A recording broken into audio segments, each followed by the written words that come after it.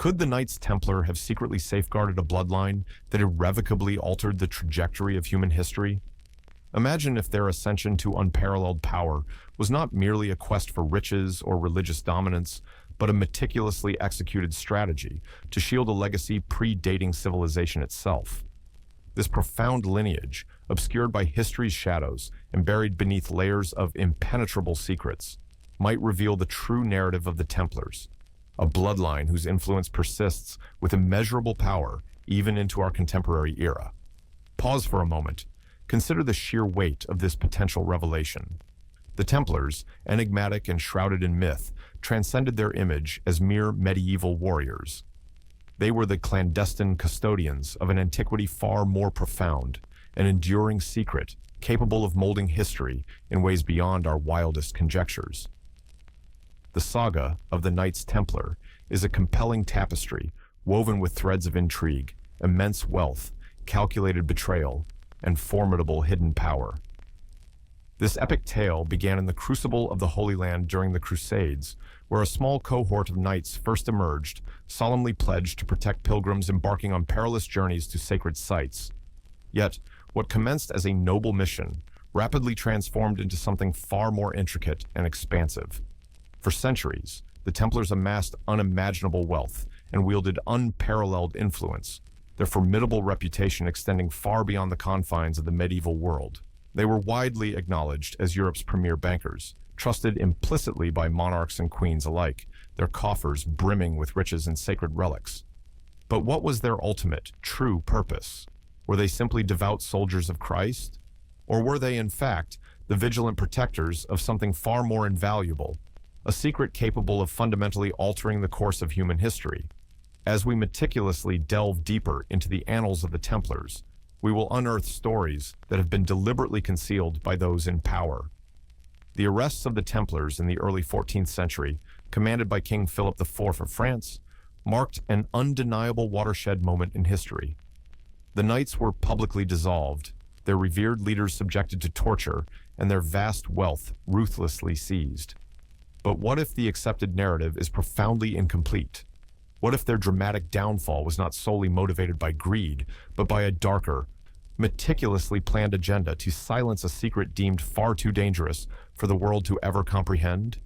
It is widely asserted that the Templars vanished into obscurity following their disbandment. But where did they truly go? Did they genuinely dissipate, or did they simply continue their clandestine operations in the shadows, steadfastly preserving their formidable influence in secret?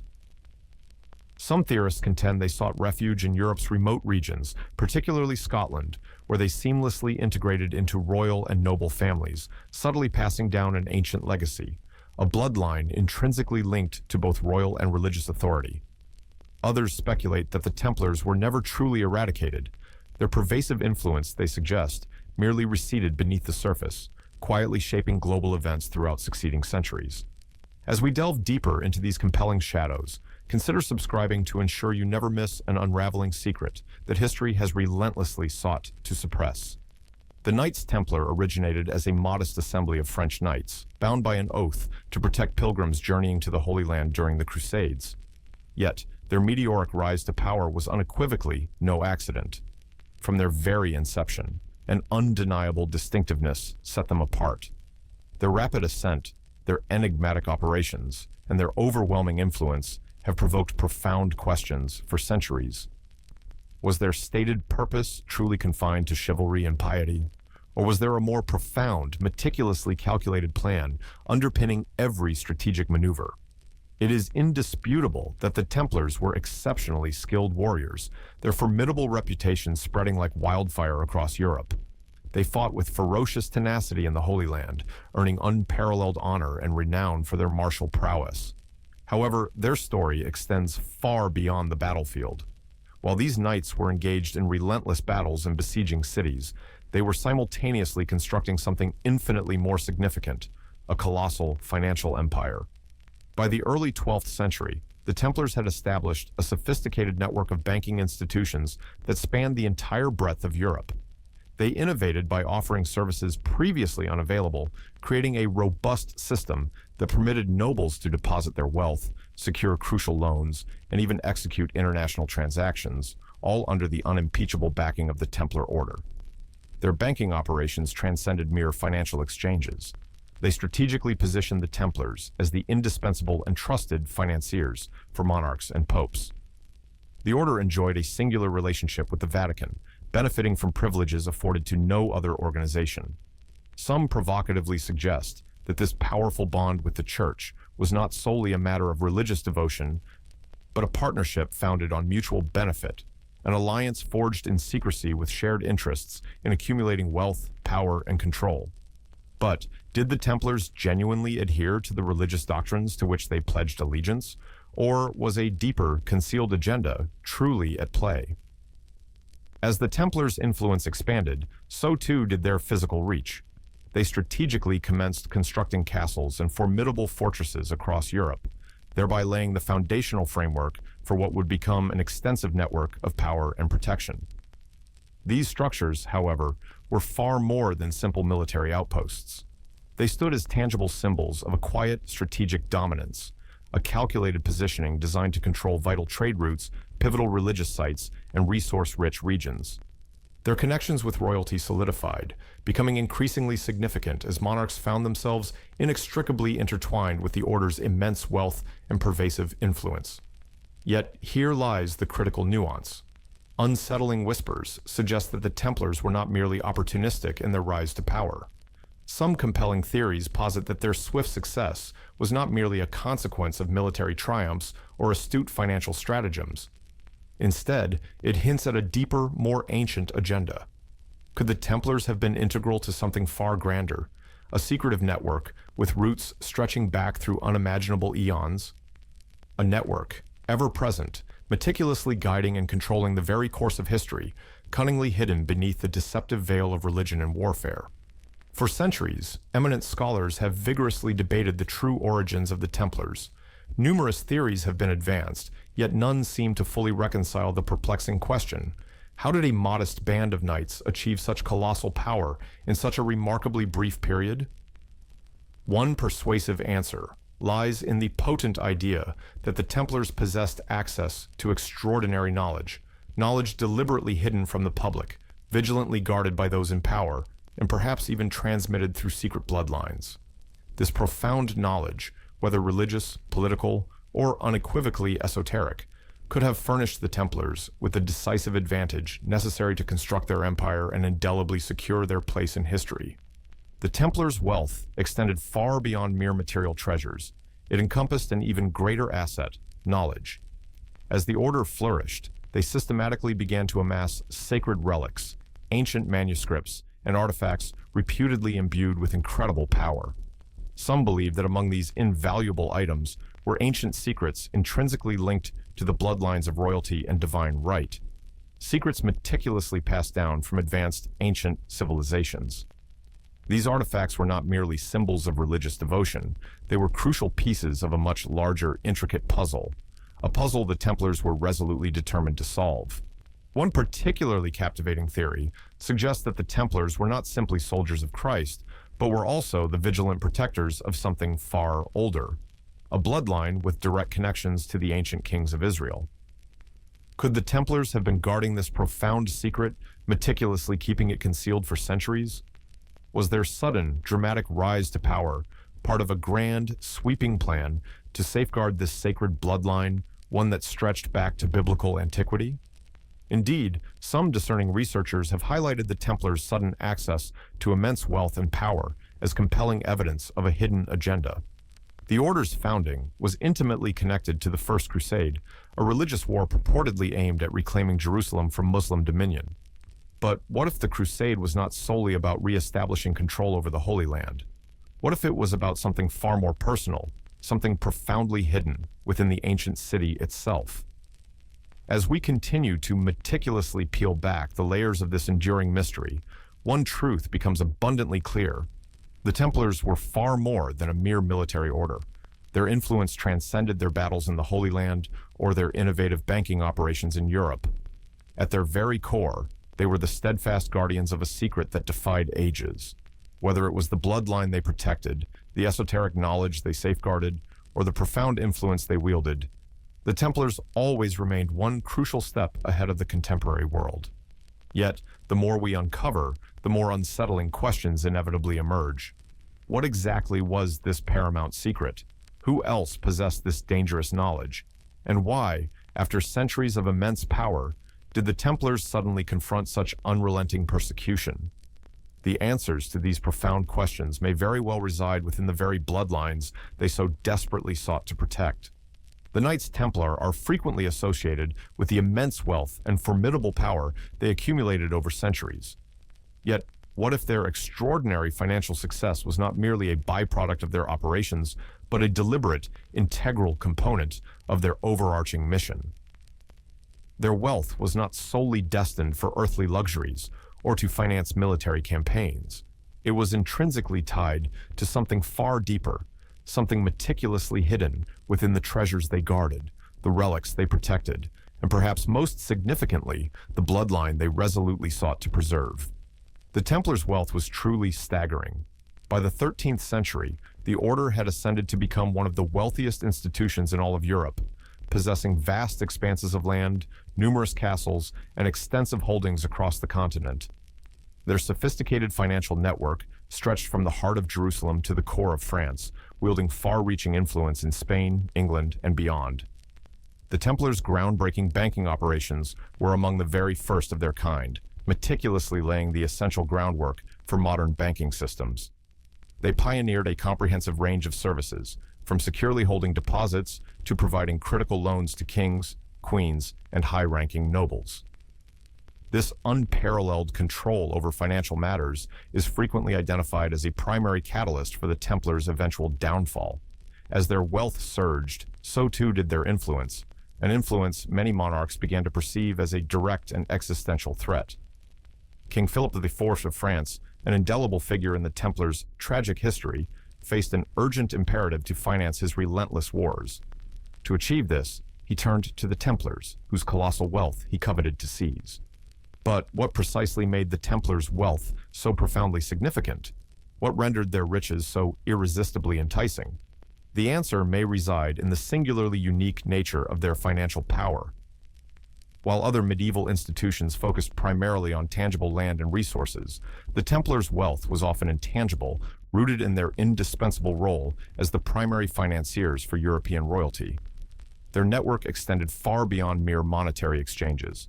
It was deeply interwoven with clandestine secrets, cryptic codes, and perhaps even forbidden knowledge. Some discerning researchers posit that the Templars did not merely hoard treasure.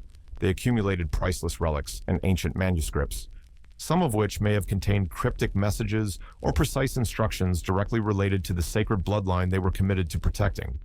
One of the most intriguing aspects of Templar wealth is the profound role of sacred relics within their collections. Among the most fabled artifacts supposedly linked to the Templars is the Holy Grail, a relic that has captivated human fascination for centuries. The Grail, according to enduring legend, is far more than a simple chalice. It is a profound symbol of something immeasurably greater, a divine right, a royal bloodline, or even a direct connection to the ancient kings of Israel. But if the Templars genuinely possessed such pivotal relics, what were they truly guarding? Was the wealth they amassed merely a means to protect these sacred objects? Or was the wealth itself inextricably tied to the preservation of the bloodline? Perhaps the ultimate answer resides in a series of lesser-known relics associated with the Templars, items that seem to transcend simple religious significance and assume a more enigmatic, profound role. One such item is the renowned Templar seal, a powerful symbol that adorned their possessions and was reputed to carry a hidden meaning. The seal, famously depicting two knights riding on a single horse, could be superficially interpreted as an emblem of brotherhood. However, its true meaning may have been far deeper, a representation of the dual nature of the Templars' profound mission. The knights who bore it were not only devout soldiers of Christ, but also vigilant protectors of something far older, a bloodline, or a secret more ancient than the Crusades themselves. As the Templars swelled in power and wealth, they became increasingly intertwined with the European nobility. The order's formidable influence permeated the royal courts of England, France, and Spain, where they were simultaneously revered and feared. Monarchs and popes frequently sought the Templars for crucial financial support. In return, the Templars gained unparalleled access to the highest echelons of society. Yet, their pursuit extended beyond mere money. The Templars' wealth was, in essence, a means to a greater end, a potent tool utilized to protect a secret that, if ever revealed, possessed the power to fundamentally reshape the world. The pivotal question endures: what was the true purpose behind the Templars' colossal wealth? Was it simply to fund their extensive operations, or was there a deeper, more esoteric reason for their relentless accumulation of riches? Could their wealth have been intrinsically tied to the protection of the bloodline, the vigilant guardianship of ancient knowledge, or the meticulous preservation of sacred relics that contained the definitive key to understanding an ancient, profound legacy? The wealth of the Templars was not merely about gold or silver. It was about something infinitely more valuable: power, impenetrable secrecy, and the hidden knowledge that profoundly permeated their ranks. But as with every facet related to the Templars, nothing was ever as it transparently seemed. Their formidable financial empire may have been merely the visible surface of something far more intricate, a clandestine network that connected the distant past, the volatile present, and quite possibly the unfolding future. And then, as the Templars' power reached its zenith, their catastrophic downfall came with shocking swiftness. Their once staggering wealth was ruthlessly seized by those who feared them, their assets mercilessly frozen, and their revered order summarily disbanded by the very kings and popes who had once relied so heavily upon them. Was this simply a crude matter of avarice? Or was a darker, more insidious force at play, one that relentlessly sought to erase the Templars' pervasive influence and meticulously bury the profound truth they had been protecting for centuries?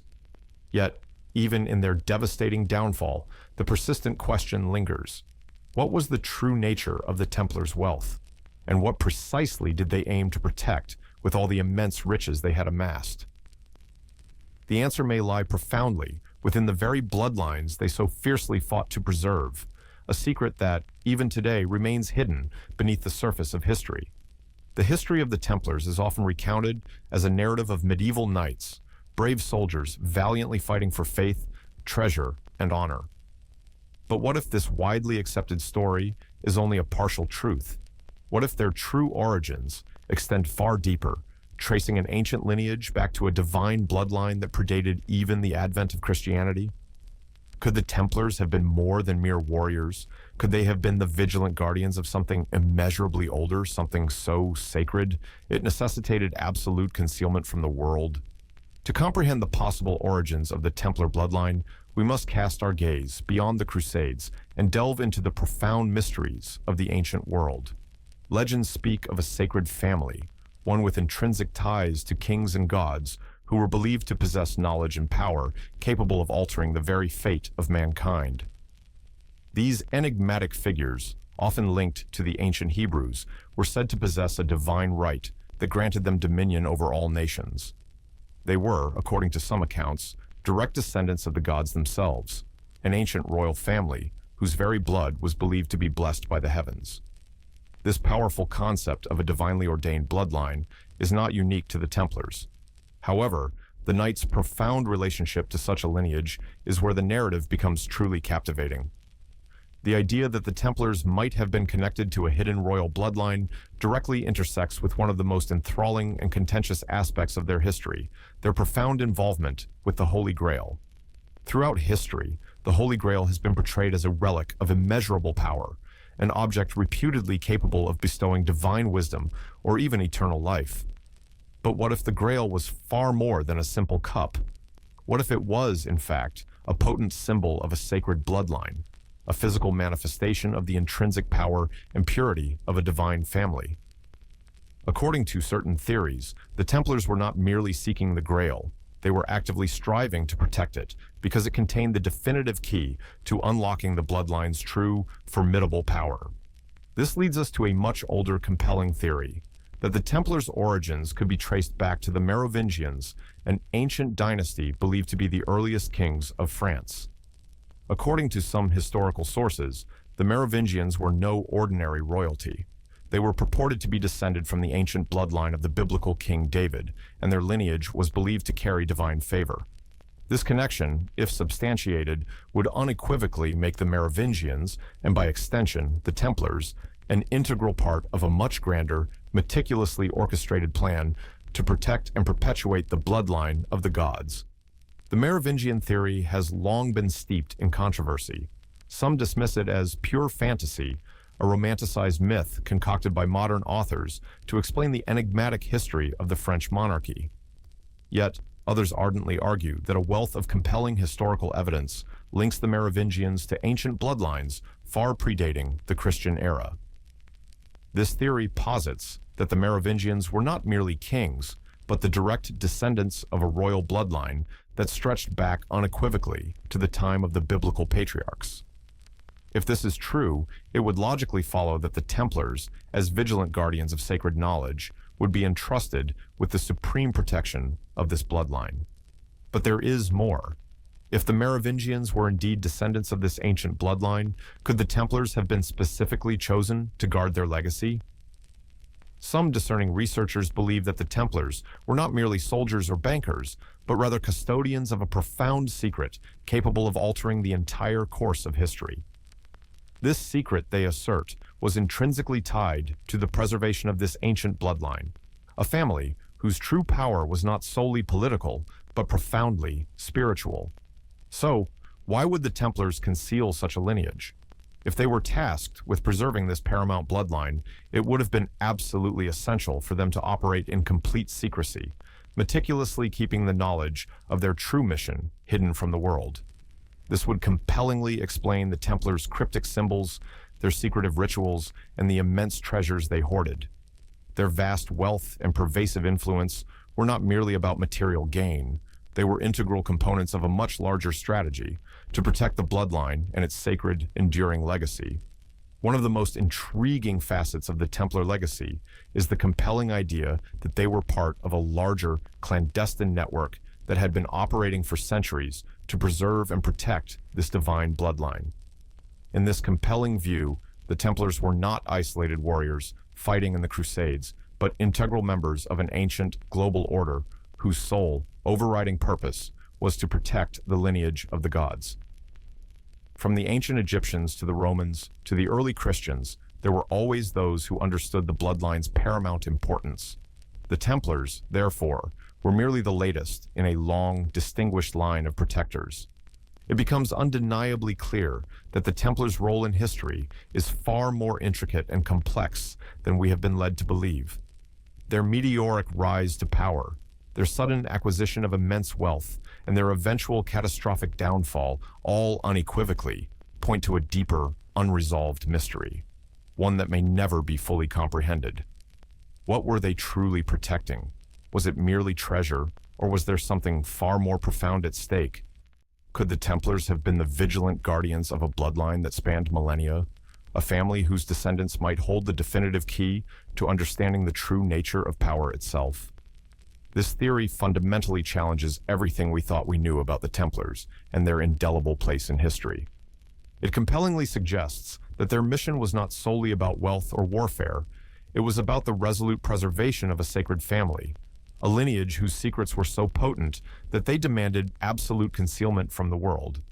Yet, the more we explore this possibility, the more profound questions inevitably arise. If the Templars were genuinely the protectors of this bloodline, who were their formidable enemies? Who desperately wanted this secret buried, and why? As we press forward, we will delve even deeper into the labyrinthine mysteries of the Templar legacy, meticulously exploring the ancient origins of their bloodline and the far-reaching, unforeseen consequences of their vigilant guardianship. But for now, let these critical questions resonate. What if the Templars' true purpose was not to defend the Christian faith, but to safeguard a secret bloodline hidden from the world for centuries? To truly grasp the profound mystery of the Templar bloodline, one must delve into the abyssal depths of one of history's most elusive and enigmatic artifacts, the Ark of the Covenant. This sacred relic of ancient Israel has captivated human fascination for millennia. Described in biblical accounts as a gold-plated wooden chest containing the Ten Commandments, The Ark is said to possess an immense, transformative power capable of irrevocably altering the course of history. But the fundamental question arises: what precise role did the Templars play in its enduring mystery? Did they protect it? Did they discover it? Or did they perhaps possess a unique understanding of its true, monumental significance, a knowledge that could reshape the very foundations of the world as we know it? The Ark of the Covenant is frequently depicted in popular culture as a quintessential holy artifact, a potent symbol of divine power. Yet, its true significance transcends mere religious symbolism.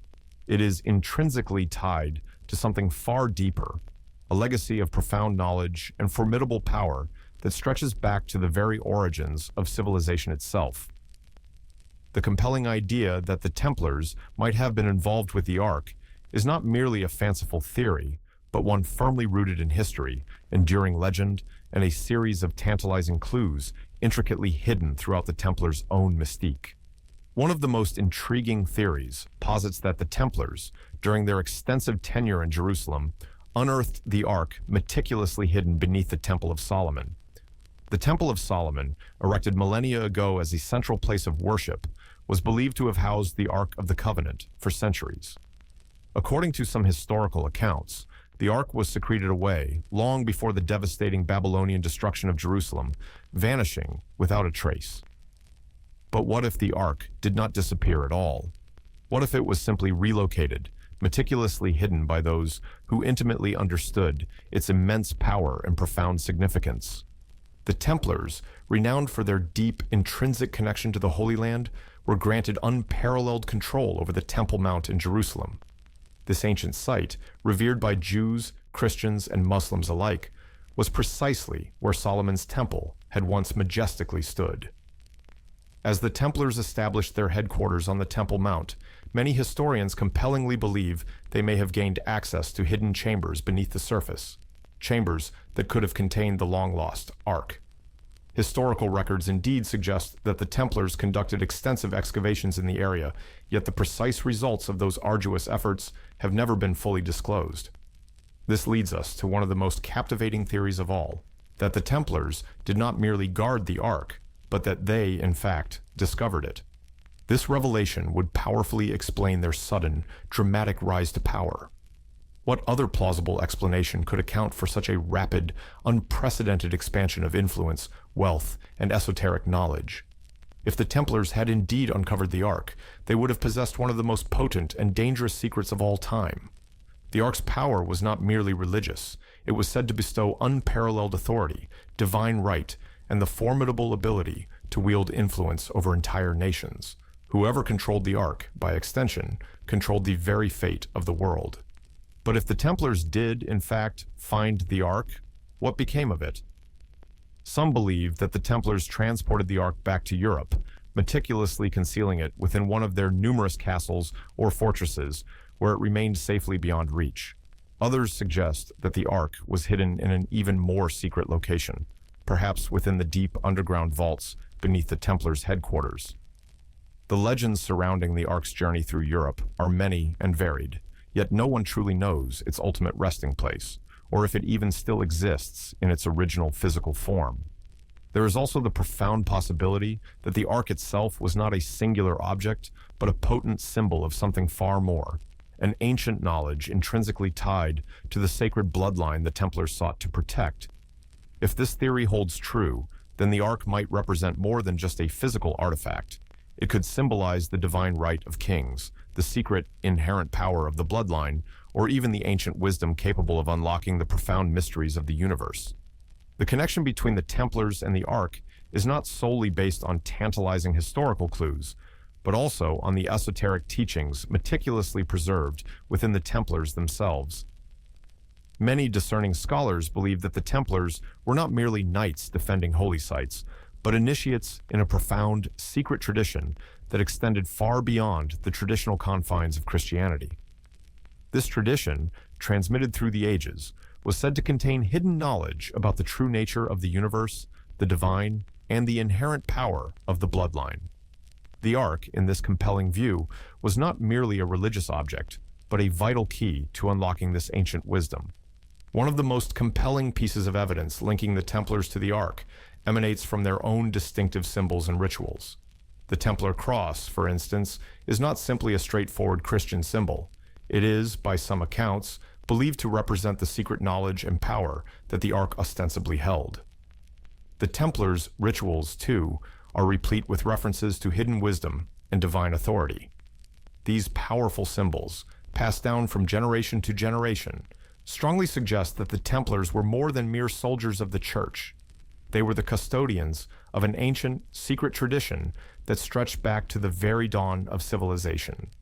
But if the Templars were indeed the protectors of the Ark, what precisely did they do with it? Did they keep it perpetually hidden, vigilantly guarding its secrets from the world, or did they strategically utilize it to further their own power and influence, as some provocatively believe? What definitive role did the Ark play in their meteoric rise and their eventual tragic fall from grace? These are profound questions that have vexed historians for centuries, and the definitive answers may lie buried beneath layers of history, irrevocably locked away in the vaults of time. As we persist in exploring the Templars' enduring legacy, we will delve deeper into their potential connection to the Ark and other sacred relics. Whether the Ark is a tangible object or a compelling metaphor for something deeper, one truth remains certain. The Templars' association with it has left an indelible, profound mark on history. And as we uncover more about their secretive past, we may well discover that the true power of the Templars resided not in their wealth or military might, but in the hidden knowledge they protected, knowledge that could fundamentally reshape the world as we know it. The Templars, long shrouded in impenetrable mystery, are most commonly recalled for their formidable military prowess and immense wealth. Yet, it is their enigmatic relics that may hold the definitive key to understanding the true depth of their pervasive influence. Throughout their ascent to power, the Templars painstakingly amassed a collection of sacred and bewildering artifacts, some of which continue to perplex historians, archaeologists, and enthusiasts alike. These relics were far more than mere religious symbols. They were instruments of power, vigilant guardians of ancient knowledge, and potentially the very bedrock of the Templars' clandestine mission to protect a bloodline that could fundamentally alter the course of history. One of the most infamous Templar relics is the fabled Baphomet statue, purportedly discovered during the trials of the Templars in the early 14th century. This idol, often associated with dark, illicit rituals, was said to have been an object of veneration among the Templar Knights. But what did it genuinely represent? While some assert that the statue symbolized heretical practices or pagan worship, others compellingly suggest that it was a symbol of a much older, more concealed tradition, one intrinsically tied to ancient knowledge and divine power. The pervasive ambiguity surrounding the Baphomet statue mirrors the larger, profound mystery of the Templars' relics. Were they simply religious artifacts? Or were they crucial keys to unlocking a greater truth, one that was deliberately kept out of public view? The significance of these relics, including the Baphomet statue, is frequently dismissed as mere superstition. However, there are those who argue with compelling conviction that the Templars' relics were connected to something far more profound. Many believe that the relics they meticulously gathered were not simply religious symbols or items of worship. They were, in fact, integral pieces of a complex puzzle, a puzzle that, once solved, would unequivocally reveal the true nature of the Templar mission. According to certain theories, these relics were vigilant guardians of secret knowledge, offering tantalizing glimpses into an ancient tradition that intrinsically tied the Templars to a much older, more sacred lineage. Another pivotal artifact in the Templar legacy is the renowned Shroud of Turin. While it has been a subject of intense fascination for centuries, its potential connection to the Templars is rarely fully explored. The shroud, purported to be the burial cloth of Jesus Christ, has long been associated with profound religious devotion. But could it also be a relic intrinsically tied to the Templar bloodline? Some discerning researchers believe that the shroud's origins may be linked to the Templars' extensive tenure in the Holy Land. During their occupation of Jerusalem, the Templars were said to have discovered and meticulously guarded many precious relics, including those associated with the life of Christ. If the Templars did indeed transport the shroud back to Europe, its significance would extend far beyond its religious importance. It could serve as a tangible physical connection to the divine bloodline they were sworn to protect. This raises a crucial question. What precise knowledge did the Templars possess regarding the bloodline they were guarding? The relics they meticulously hoarded, including the Baphomet statue, the Shroud of Turin, and countless others, could hold the definitive key to understanding the true nature of this bloodline. Were these relics merely symbols of their faith, or were they hidden markers, each one a crucial clue leading to something far more powerful and potentially dangerous? The very fact that the Templars sought to protect such artifacts strongly suggests that they possessed knowledge the rest of the world did not, something profound about a bloodline that stretched back to ancient antiquity, a bloodline that could hold the key to understanding the nature of divine authority itself. The Templars' collection of sacred relics extended beyond solely Christian artifacts. According to some theories, they may have also possessed objects from other ancient cultures, items that were believed to possess immense power. One of the most compelling of these is the provocative idea that the Templars may have held relics connected to the lost city of Atlantis. While the existence of Atlantis remains a fiercely debated topic, there are those who believe that the Templars, with their extensive network of contacts and their unique access to ancient knowledge, may have stumbled upon relics that predated even the Bible. These relics, intrinsically tied to a forgotten civilization, could hold crucial answers to questions about the origins of the Templar bloodline, and perhaps even the origins of humanity itself. What renders the Templars' collection of relics so utterly intriguing is the profound fact that many of these objects are not merely religious, but profoundly esoteric in nature. They are potent symbols of a hidden knowledge, a profound wisdom that was meticulously passed down through the ages, vigilantly guarded by those who intimately understood its inherent power. The Templars, with their secretive rituals and their concealed agenda, were the ideal custodians of this knowledge. Their relics were not just items of worship, they were crucial keys to unlocking a deeper understanding of the world, of divine right, and of the bloodline they were sworn to protect. Yet, the more we learn about the Templars' relics, the more unsettling questions inevitably arise. Where did they discover these extraordinary objects? Who else possessed knowledge of their immense significance? And why were they so desperately committed to protecting them? The answers to these profound questions are buried beneath layers of history, deliberately obscured by the inexorable passage of time. Yet, even as the Templars faced relentless persecution and their wealth was ruthlessly seized, these relics remained hidden. What were they genuinely protecting? Was it material treasure? Was it esoteric knowledge? Or was it something far more profound, a bloodline capable of irrevocably altering the course of history? As we continue to explore the mysteries of the Templar legacy, we must compellingly ask ourselves, what if the Templars' true power was never about their military might, their immense wealth, or even their overt religious devotion? What if their real strength lay in the profound secrets they meticulously guarded, the invaluable relics they painstakingly collected, each one a crucial piece of a complex puzzle that, when assembled, could reveal the true, monumental purpose of their order? Ultimately, these relics may hold the definitive key to understanding not only the Templars themselves, but also the hidden bloodline they fiercely fought to protect, a bloodline that may still be subtly influencing events today, cunningly concealed from the world. The sudden and dramatic downfall of the Knights Templar in the early 14th century remains one of history's most pivotal and enigmatic moments. For centuries, the order had flourished, meticulously building an empire of immense wealth, pervasive influence, and profound secrecy. Yet, in the blink of an eye, the Templars were mercilessly betrayed. Their revered leaders were arrested, subjected to unspeakable torture, and brutally executed. Their vast assets were ruthlessly seized, and their powerful order summarily disbanded. The commonly cited cause of their downfall is often attributed to the insatiable greed of King Philip IV of France, whose escalating debts to the Templars supposedly drove him to desperate measures. However, this simplistic explanation barely scratches the surface of a far more complex reality. Could there have been more intricate forces at play? Was there a grander, meticulously calculated plan to utterly destroy the Templars, to systematically erase them from the annals of history?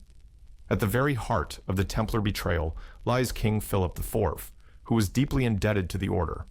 The Templars had provided him with enormous sums of money to finance his costly war efforts and maintain his lavish lifestyle. But by the early 1300s, Philip's debts had reached an unsustainable breaking point. The Templars were no longer merely a bank for the monarchy. They had evolved into a formidable political force, one that possessed the undeniable potential to challenge the king's supreme authority. Philip, profoundly fearing that the Templars' immense wealth and pervasive influence could irrevocably shift the balance of power in France, took drastic and ruthless action. On the fateful morning of October 13, 1307, he commanded the mass arrest of all Templar knights throughout France, leveling grave accusations of heresy, sodomy, and other heinous crimes against them. Their leaders were subjected to brutal torture, coerced into confessing to charges of blasphemy and Satanism, and ultimately, Jacques de Molay, the revered Grand Master of the Templars, was tragically burned at the stake. However, this accepted narrative provokes more unsettling questions than it provides answers. If the Templars were truly guilty of the egregious crimes Philip accused them of, why was the evidence so remarkably thin? And why did Philip resort to such extreme measures to eradicate them, not just within France, but across the entirety of Europe? Some historians contend that the charges of heresy were entirely fabricated to justify Philip's brazen grab for power. But what if there was a more profound layer to the story? What if Philip's true fear was not merely the Templars' wealth, but the paramount secret they protected, an ancient bloodline that possessed the power to upend the monarchy and the established world order? One compelling theory suggests that the Templars were targeted not simply because of their wealth or influence, but precisely because they were the vigilant guardians of a profound secret, an ancient secret concerning a bloodline that stretched back millennia. This bloodline, intrinsically tied to the sacred kings of Israel, represented a divine right that could fundamentally challenge the legitimacy of monarchies across Europe. The immense power of this bloodline, if ever revealed, would unequivocally undermine the very foundations of royal authority. It is asserted that Philip, a monarch desperate to maintain his iron grip on power, perceived the Templars as a direct and existential threat to his throne and to the entire intricate structure of European royalty. In this stark light, the relentless persecution of the Templars can be compellingly viewed as part of a larger, meticulously coordinated effort to eradicate a powerful bloodline from history. This was not merely a matter of wealth or political rivalry. It was about meticulously controlling the narrative of royal power and rigorously ensuring that the true source of that power remained perpetually hidden. By disbanding the Templars, ruthlessly seizing their wealth and executing their leaders, Philip sought to obliterate any trace of the profound secret that the Templars had vigilantly guarded for centuries. But the question steadfastly remains: what exactly was that secret? Was it a bloodline intrinsically tied to ancient kings, to the sacred rights of rulers who had once held dominion over the world? Some discerning researchers speculate that the Templars were not simply defending the bloodline of Christ, as commonly believed, but rather a royal family that had been divinely chosen to rule. This family, the direct descendants of ancient kings, would have been considered an undeniable threat to the established European powers, and if revealed, could have irrevocably shifted the balance of political and religious authority. Philip's decision to execute Jacques de Molay, the Grand Master, may have been his desperate, ultimate attempt to extinguish this formidable bloodline once and for all. Yet, despite Philip's ruthless efforts, the story of the Templars did not conclude with their persecution. While the order was officially disbanded, many compellingly believe that the Templars did not simply vanish into history.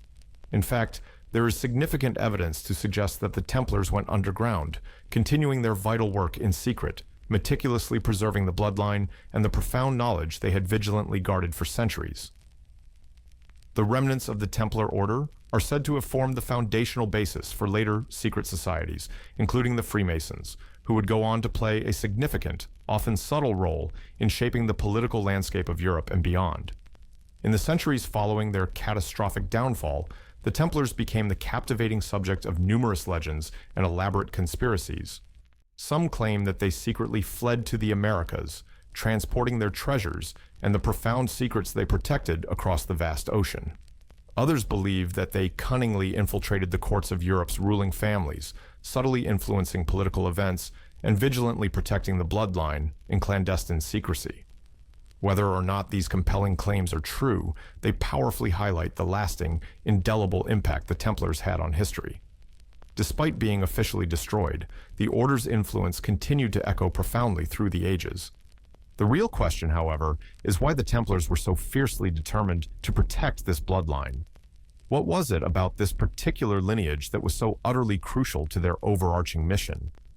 Could it have been a potent symbol of divine authority, a family whose descendants held the definitive key to a deeper understanding of the universe? Or was it simply a matter of shrewd political power, with the Templars acting as vigilant guardians of a royal family that was believed to be divinely chosen to rule? As we delve deeper into the intricate story of the Templars, one truth becomes abundantly clear. Their downfall was not merely the result of political maneuvering or financial greed. It was the culmination of a much larger, more profound struggle, one that spanned centuries and involved the relentless defense of a secret so powerful that it could irrevocably change the very course of history. The betrayal of the Templars was not simply an attack on a military order. It was a desperate attempt to erase a legacy that could never be fully comprehended, a bloodline whose true significance remains hidden even to this very day. The downfall of the Templars in the early 14th century left a profound power vacuum that no one had truly anticipated. With the Order's immense wealth seized, its revered leaders executed, and its priceless archives purportedly destroyed, the Templars seemingly vanished from the annals of history. Yet, in the centuries that followed, subtle whispers began to circulate. Whispers of a surviving Templar network, operating discreetly in the shadows, its pervasive influence still quietly shaping world events. From the very ashes of the Templar Order, new enigmatic secret societies began to emerge. These societies were said to meticulously carry forward the hidden legacy of the Templars, vigilantly guarding the sacred bloodline they had so fiercely fought to protect. One of the most renowned of these societies is the Freemasons. Known today as a fraternal organization dedicated to moral and spiritual values, the Freemasons have long been associated with impenetrable secrecy, pervasive power, and the diligent preservation of hidden knowledge. But what if the profound origins of the Freemasons can be traced directly back to the Templars themselves? Could the Freemasons, with their elaborate rituals and arcane symbols, be the modern-day inheritors of the Templar legacy? There is compelling evidence that strongly suggests the Freemasons inherited far more than just the Templars' secrecy. They may have inherited their core mission as well. Many of the symbols prominently utilized by the Freemasons, such as the square and compass, have been demonstrably linked to Templar iconography.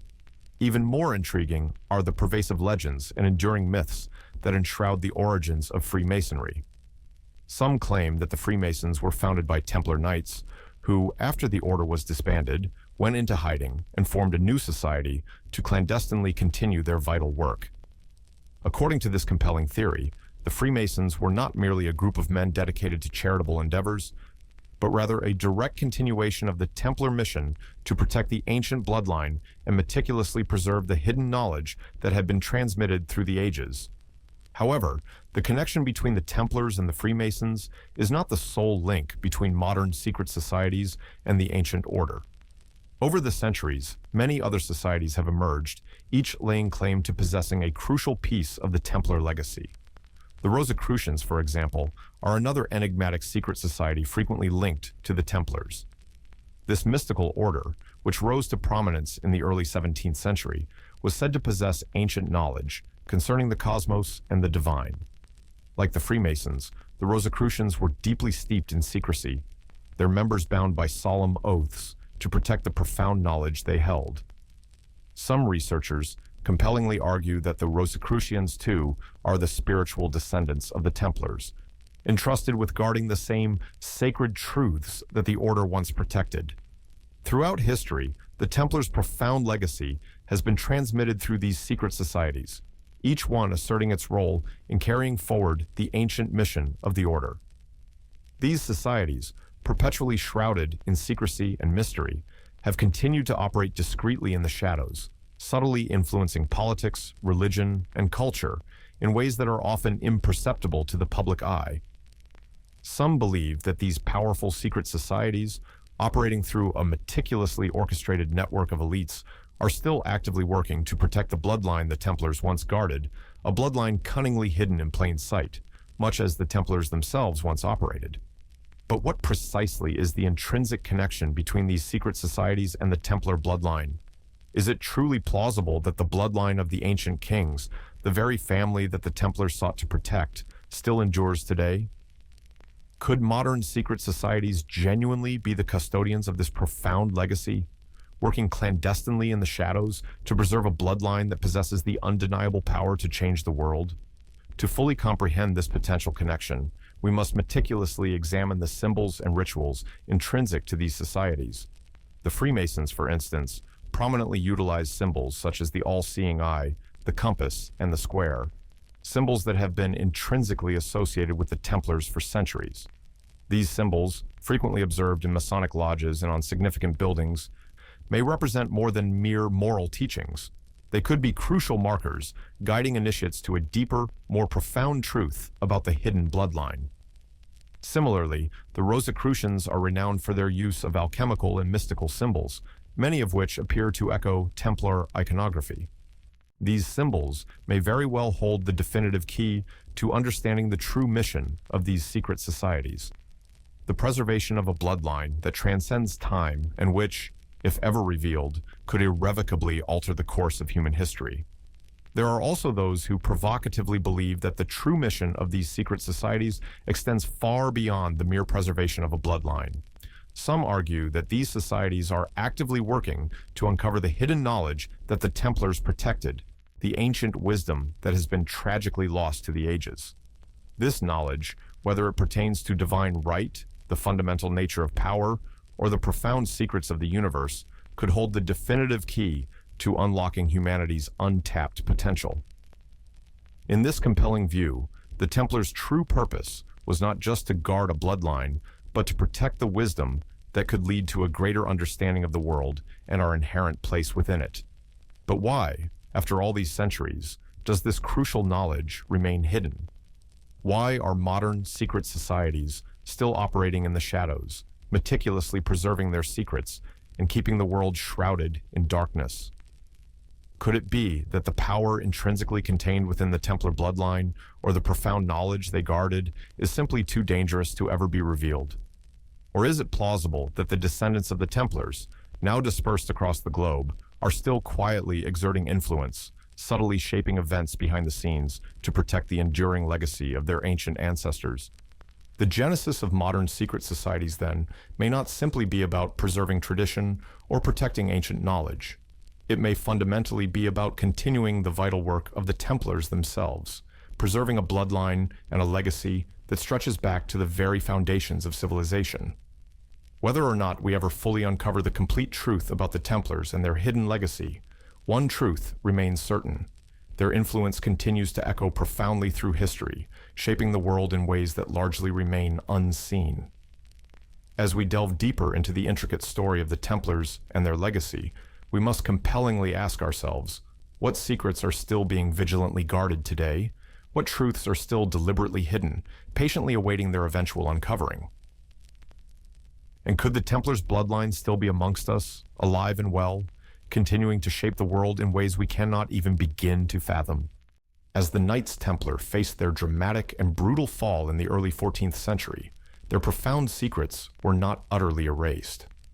While their visible presence dissipated, it is widely believed that their pervasive influence persisted in the shadows, quietly weaving through the intricate tapestry of European history. From the magnificent castles of France to the distant, rugged shores of Scotland, the Templars left behind a trail of whispers, cryptic clues, and clandestine networks. Were they genuinely defeated, or did they simply adapt, strategically fleeing to remote parts of Europe to clandestinely continue their vital work? Scotland emerges as a pivotal nation in these compelling theories. Following the official disbandment of the Templars, numerous knights are believed to have sought refuge in the country, finding sanctuary in the remote northern reaches of Britain.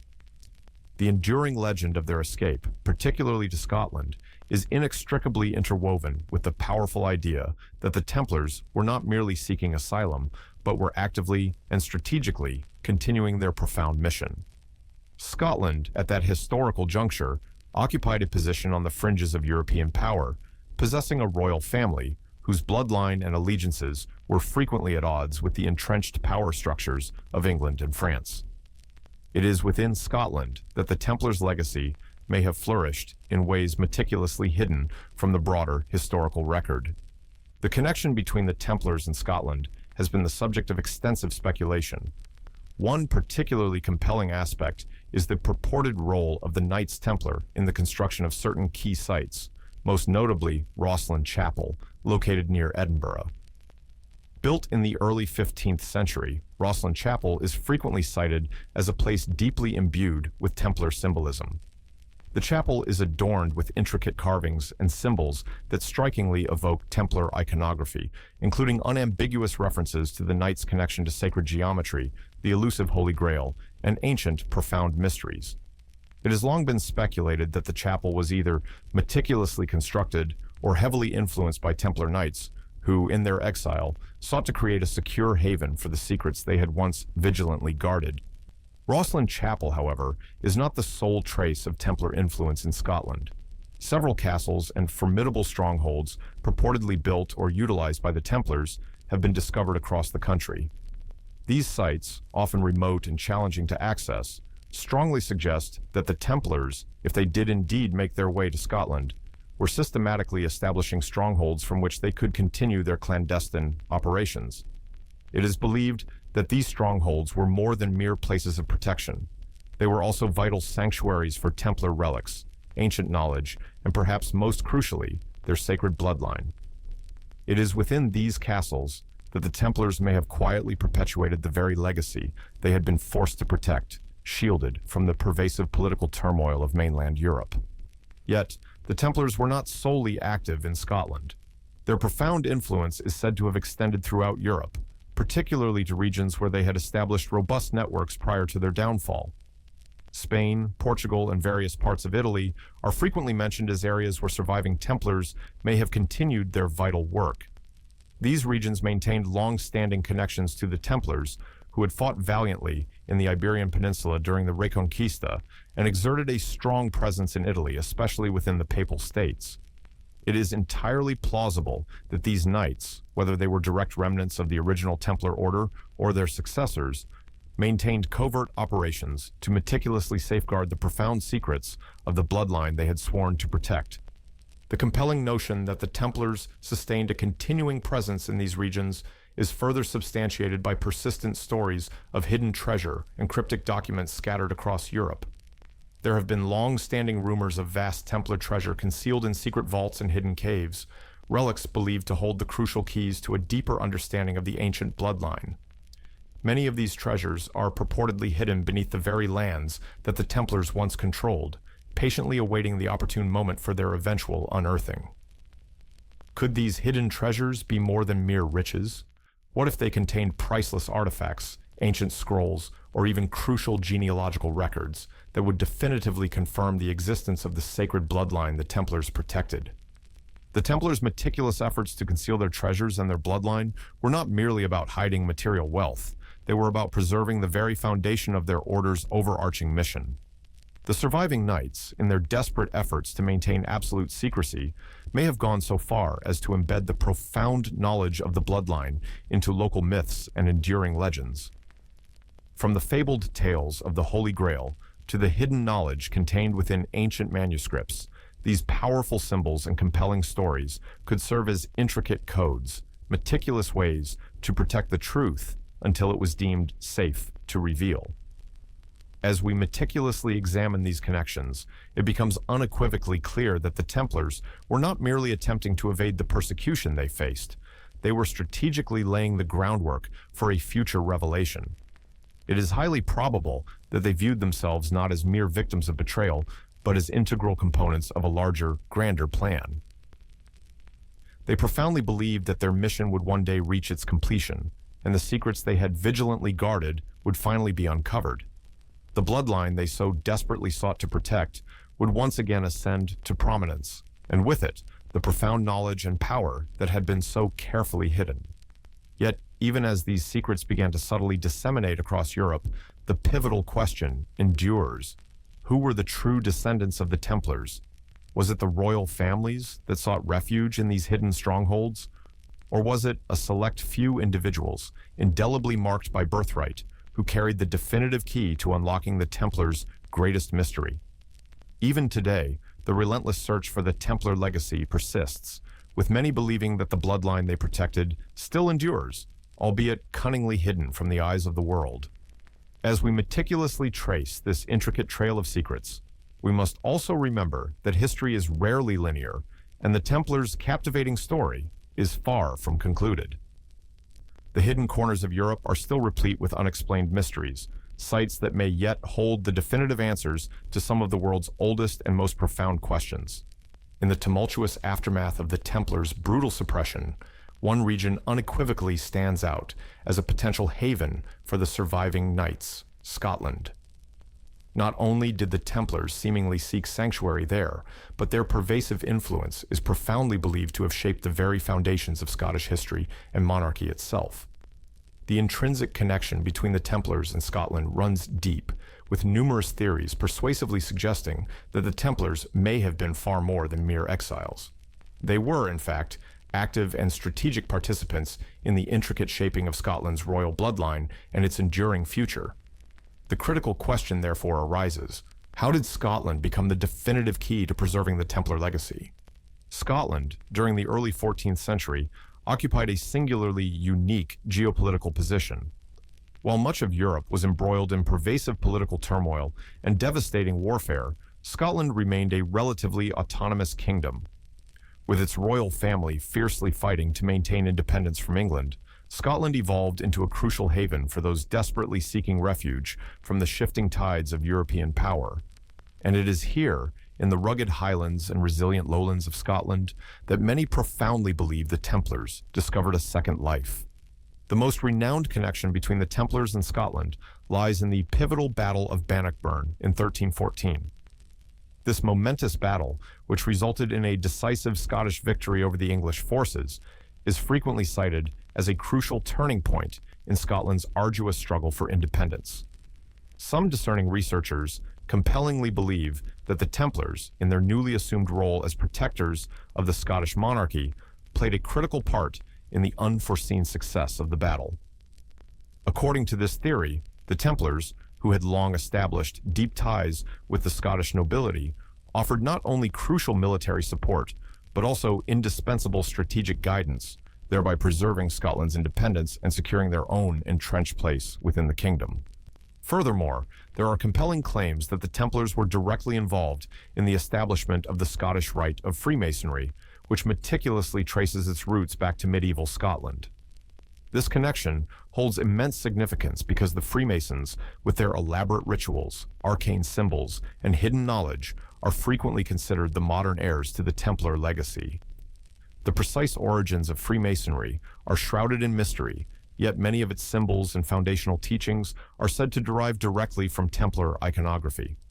If the Templars truly fled to Scotland, they may have meticulously embedded their ancient traditions within the very fabric of the Scottish Rite, thereby ensuring that their profound secrets would be faithfully passed down through succeeding generations.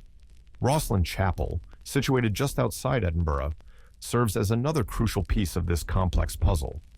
Built in the 15th century, it is famously linked to both the Templars and the Freemasons. The chapel is replete with enigmatic symbols, many of which are undeniably connected to Templar mysticism and sacred geometry. The chapel's intricate carvings, particularly those depicting biblical and alchemical imagery, have long been the subject of intense speculation.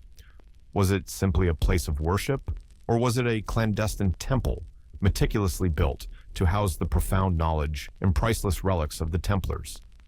Some discerning researchers argue that Rosslyn Chapel was constructed with the specific, overarching purpose of preserving the Templar legacy in Scotland, its symbolism serving as an intricate coded message to those capable of deciphering it.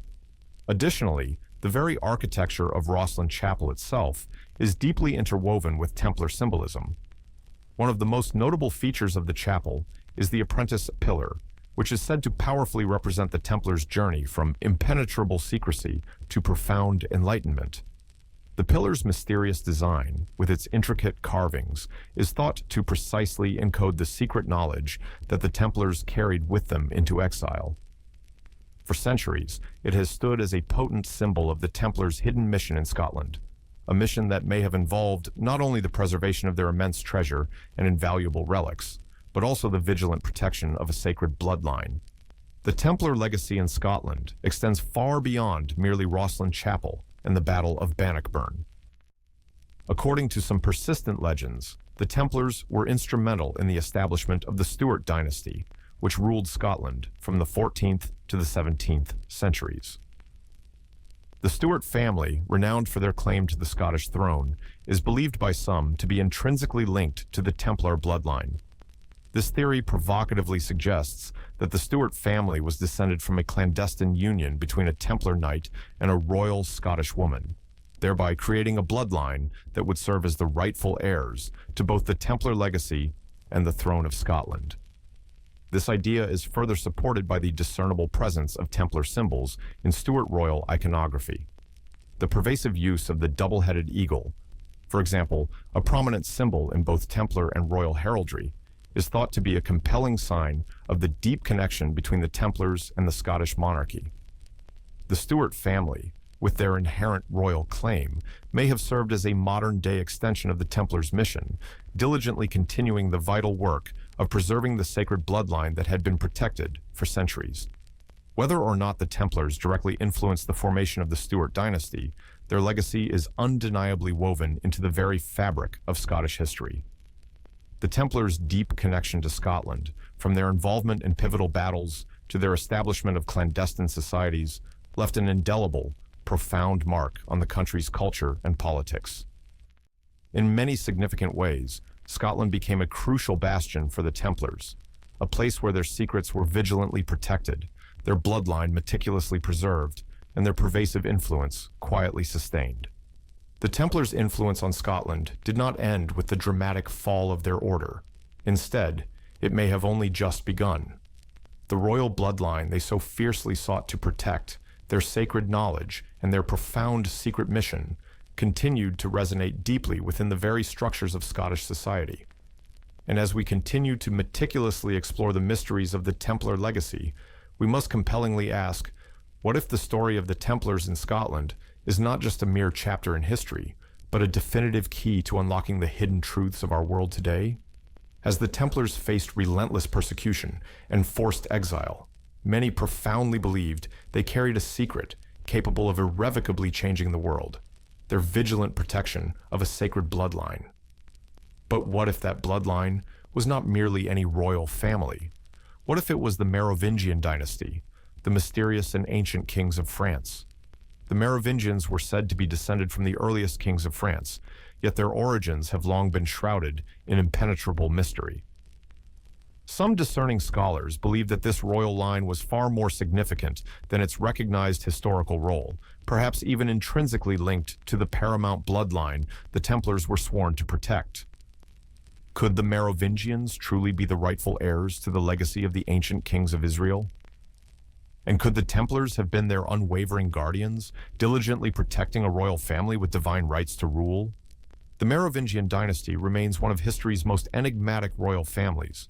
It is often stated that the Merovingians ruled France from the 5th to the 8th century, but their precise origins are obscure, and their sudden, perplexing disappearance has been the subject of intense speculation. Some historians argue that their bloodline was ancient, tracing back to the time of the early Christian kings. Others provocatively believe the Merovingians may have been descended from the kings of Israel, the ancient biblical monarchy that was said to be blessed by God. This theory suggests that the Merovingians were not merely royal leaders, but the vigilant keepers of a divine bloodline, one that had been passed down through the ages, cunningly hidden from public view, and meticulously protected by clandestine societies like the Templars. The connection between the Templars and the Merovingians is not solely a matter of shared blood, but also of profound ideology. The Templars, as we know, constituted a powerful religious order, and they were deeply preoccupied with the vigilant protection of sacred knowledge. Some discerning researchers believe that the Templars' primary mission was not just to guard religious artifacts, but to meticulously protect the bloodline that had been divinely ordained to rule. According to this theory, the Templars were not simply devout soldiers of Christ, but unwavering defenders of a royal family with a special intrinsic connection to God. The Merovingians, if they were indeed descended from the kings of Israel, would have been the natural, rightful heirs to this divine right. And the Templars, with their vast resources and extensive global network, were uniquely positioned to vigilantly safeguard this sacred bloodline. But how does this compellingly connect to the Merovingians themselves? The most intriguing facet of this theory is the assertion that the Merovingians were not merely a royal family, but a clandestine dynasty, one whose true identity was meticulously hidden for centuries. The Merovingians were frequently depicted as mysterious rulers, imbued with an aura of divine right and even supernatural power. Some believe that their royal bloodline carried with it a special knowledge, one that intrinsically linked them to the ancient kings of Israel, and that this profound knowledge was faithfully passed down through generations. In this compelling view, the Templars were not simply the protectors of the bloodline. They were the custodians of this ancient wisdom, vigilantly guarding the profound secrets of a divine lineage that possessed the power to irrevocably alter the course of history.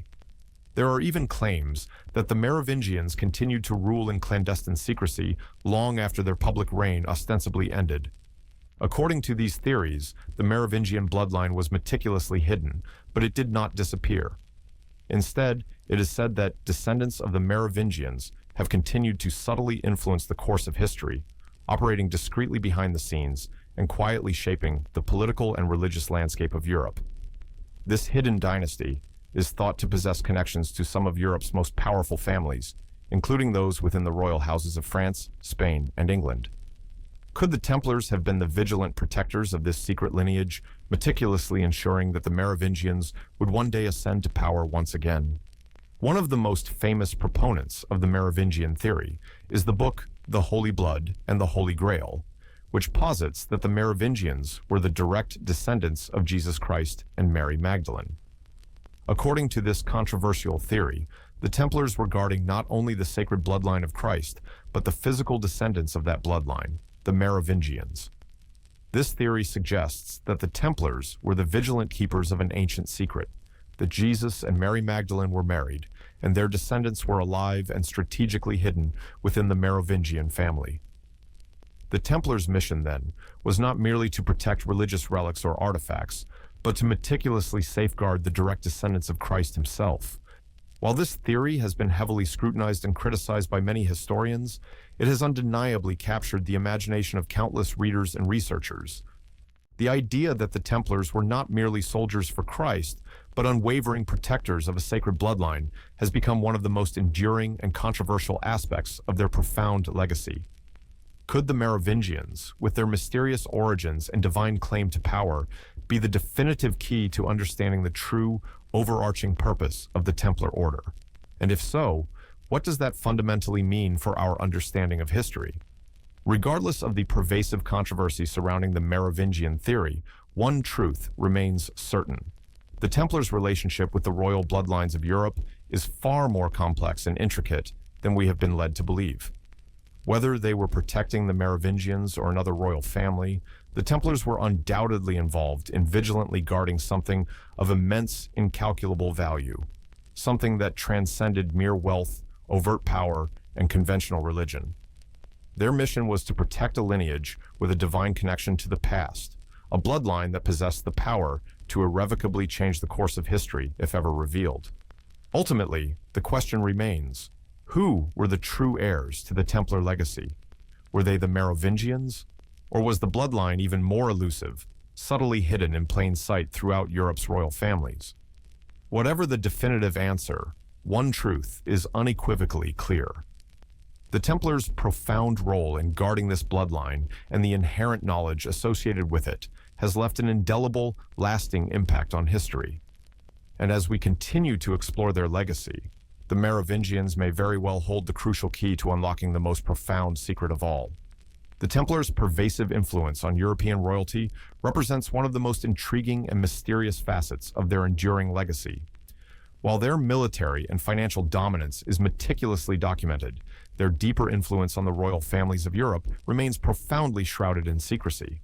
The compelling question that inevitably arises is, what precise role did the Templars play in intricately shaping the fate of European monarchies?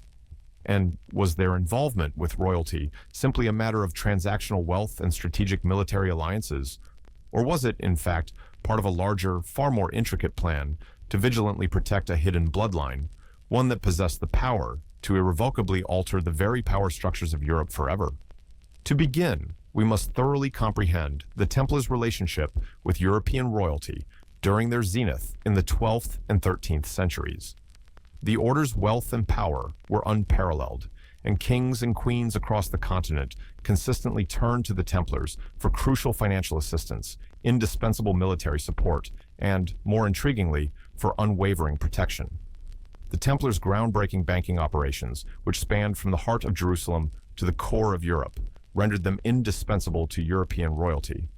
Monarchs, such as King Philip IV of France, borrowed vast sums from the Templars, meticulously securing loans for costly wars and lavish royal endeavors. But what precisely did the Templars gain in return?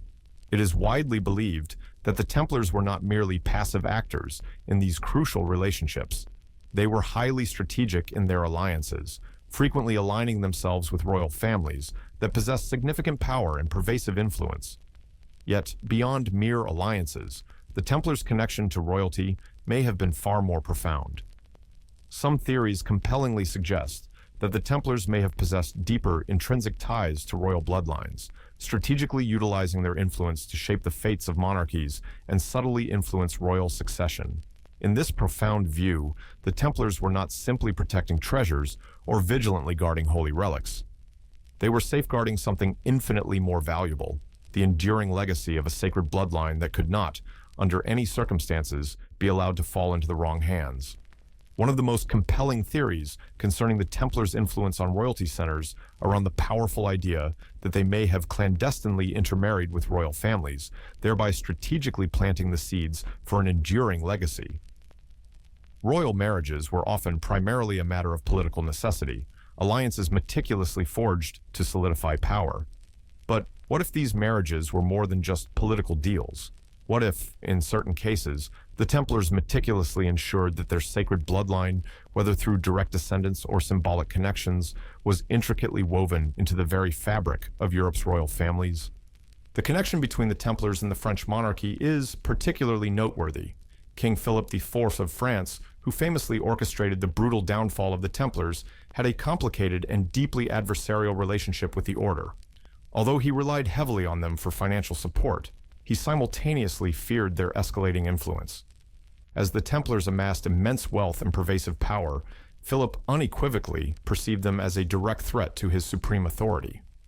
The theory that Philip may have been motivated not only by insatiable greed, but also by a desperate desire to control the Templars' profound secrets, particularly the crucial knowledge of the bloodline they were vigilantly protecting, has gained considerable traction in historical research. Some believe that Philip's aggressive actions to dismantle the Templars were driven by an urgent need to eliminate a rival bloodline and definitively secure the throne of France for his own family, thereby potentially severing any royal claims that might threaten his power. But it is not solely the French monarchy that purportedly has ties to the Templars. The British royal family has also been linked to the Templars, though these connections are generally considered less direct. Throughout the medieval period, England maintained close ties with the Templars, and many English monarchs, including King Henry II and King Richard the Lionheart, had significant dealings with the Order. Some have speculated that the English royal family, much like their French counterparts, may have covertly benefited from the Templars' secret knowledge and wealth, strategically utilizing it to secure their position within the broader European power structure. The precise role of the Templars in shaping European royalty may not be limited to direct alliances and financial dealings. Some historians have provocatively proposed that the Templars also played a crucial, behind-the-scenes role in intricately shaping the very concept of monarchy itself in medieval Europe. In this profound view, the Templars were not merely serving the immediate interests of royalty. they were actively helping to define the fundamental nature of kingship. The compelling idea of divine right, which subsequently became a dominant political theory in the medieval period, posits that monarchs derive their authority directly from God. It is entirely possible that the Templars, as vigilant guardians of the sacred bloodline, helped to firmly establish the concept that certain royal families were divinely chosen to rule, thereby creating a lasting political ideology that would profoundly influence European monarchies for centuries to come. This intrinsic connection between the Templars and royal legitimacy becomes even more significant when we consider the bloodline that the Templars may have been zealously protecting. If the Templars were indeed safeguarding the bloodline of a royal family descended from ancient kings, whether the Merovingians or another divine lineage, then their role in shaping royalty becomes even more profound. The Templars may have viewed themselves not merely as knights, but as unwavering protectors of a divinely ordained order, meticulously ensuring that the rightful heirs to the throne were strategically placed in positions of power. This would compellingly explain why the Templars were so selective in their alliances, carefully choosing royal families that possessed the potential to secure the future of this sacred bloodline. The royal influence that the Templars wielded was not solely about military strength or financial power. It was about the very concept of authority. In many profound ways, the Templars helped to definitively define what it meant to be a ruler, intricately shaping the idea that kingship was not just a political position, but a divine calling. As unwavering protectors of the bloodline, the Templars were, in essence, the supreme guardians of divine right. They meticulously ensured that the bloodline would be preserved, and that those intrinsically possessing the sacred right to rule would always secure a place on the throne. As we continue to explore the Templars' pivotal role in European royalty, the question steadfastly remains: what was the true, overarching purpose of their intricate involvement with the monarchy? Was it simply a matter of political convenience, or was there a deeper, more profound connection at work? The Templars' legacy in royal history is far from simple. It is a complex narrative of power, impenetrable secrecy, and a bloodline that may have irrevocably shaped the fate of nations for centuries. Hidden deep within the verdant hills of southern France lies one of the most enduring mysteries intimately associated with the Templars: the enigmatic village of Rennes-le-Château. This quaint, picturesque town has become infamous due to the tantalizing rumors that have swirled around it for centuries. According to persistent legend, Rennes-le-Château is home to one of history's greatest secrets, a secret intrinsically tied directly to the Knights Templar and the sacred bloodline they were sworn to protect. But what precisely is this secret, and why has it been so zealously guarded? Rennes-le-Château's profound connection to the Templars is rooted in the mysterious story of a local priest, Béranger Saunière. In the late 19th century, Saunière was entrusted with the small parish of Rennes-le-Château, a position that initially seemed utterly unremarkable. However, within a few years of assuming his post, Saunière's life took a most peculiar turn. It is said that he suddenly became incredibly wealthy, utilizing vast sums of money to lavishly refurbish the village church and its surrounding areas. The precise source of his newfound fortune remained profoundly unclear, but rumors swiftly began to circulate that he had unearthed a great secret, something deeply buried beneath the very land he inhabited. One of the pivotal elements of this captivating story involves Saunière's ambitious restoration of the local church, the Church of Saint Mary Magdalene. During his extensive renovation work, Saunière purportedly discovered something hidden within the church, possibly an ancient treasure or a long-lost secret. The most famous of these alleged discoveries was a set of cryptic parchments, which some believed contained crucial clues to a deeper, more profound mystery. Saunière is said to have become utterly obsessed with these findings, and his subsequent actions after uncovering them only fueled the pervasive suspicion that he had stumbled upon something far more profound than mere historical relics. Could Saunière have uncovered definitive evidence of a Templar connection to Rennes-le-Château? Some theorists believe that he found something that the Templars had deliberately hidden long ago, perhaps even a crucial clue about the sacred bloodline that they had been sworn to protect. According to these theories, Rennes-le-Château was far more than just a church. it was the final resting place of profound secrets that the Templars had meticulously kept hidden for centuries. The compelling idea is that just as the Templars were vigilant protectors of this bloodline, they may have concealed key pieces of evidence in strategically chosen locations across Europe, with Rennes-le-Château being one of the most significant sites. One of the most compelling pieces of evidence supporting this theory emanates from the symbols that Saunière meticulously placed throughout the church during his renovations. Many of these symbols, ranging from the intricate design of the altar to the specific placement of various sculptures and carvings, appear to be intrinsically connected to the Templars. The church's crypts, for example, contain symbols that have been demonstrably linked to sacred geometry, a hallmark of Templar symbolism. Furthermore, Saunière's work on the church included a mysterious fresco depicting Mary Magdalene, an immensely important figure in Templar lore. This has led some to provocatively believe that the priest was, in fact, attempting to reveal the Templars' secret connection to the bloodline of Christ and Mary Magdalene. The most famous clue in Rennes-le-Château's mystery is the series of parchments Saunière allegedly discovered. These documents, which are thought to contain hidden codes, have been subjected to intense scrutiny. Some researchers compellingly believe that the parchments contain a genealogical record, perhaps meticulously detailing the bloodline that the Templars were sworn to protect. The theory suggests that Saunière uncovered definitive evidence that this bloodline had been secretly preserved in the region for centuries, cunningly hidden from the world by the Templars and their descendants. But what became of these crucial documents? Did Saunière, in his intense obsession with the secret, hide them away for safekeeping? Or did he share them with others, perhaps entrusting the secret to future generations? As the years relentlessly passed, the profound mystery of Rennes-le-Château continued to grow, with increasing numbers of people becoming captivated by the potential connection to the Templars. Speculation about hidden treasures, secret codes, and the true nature of Saunière's discoveries has captivated the imaginations of historians, treasure hunters, and conspiracy theorists alike.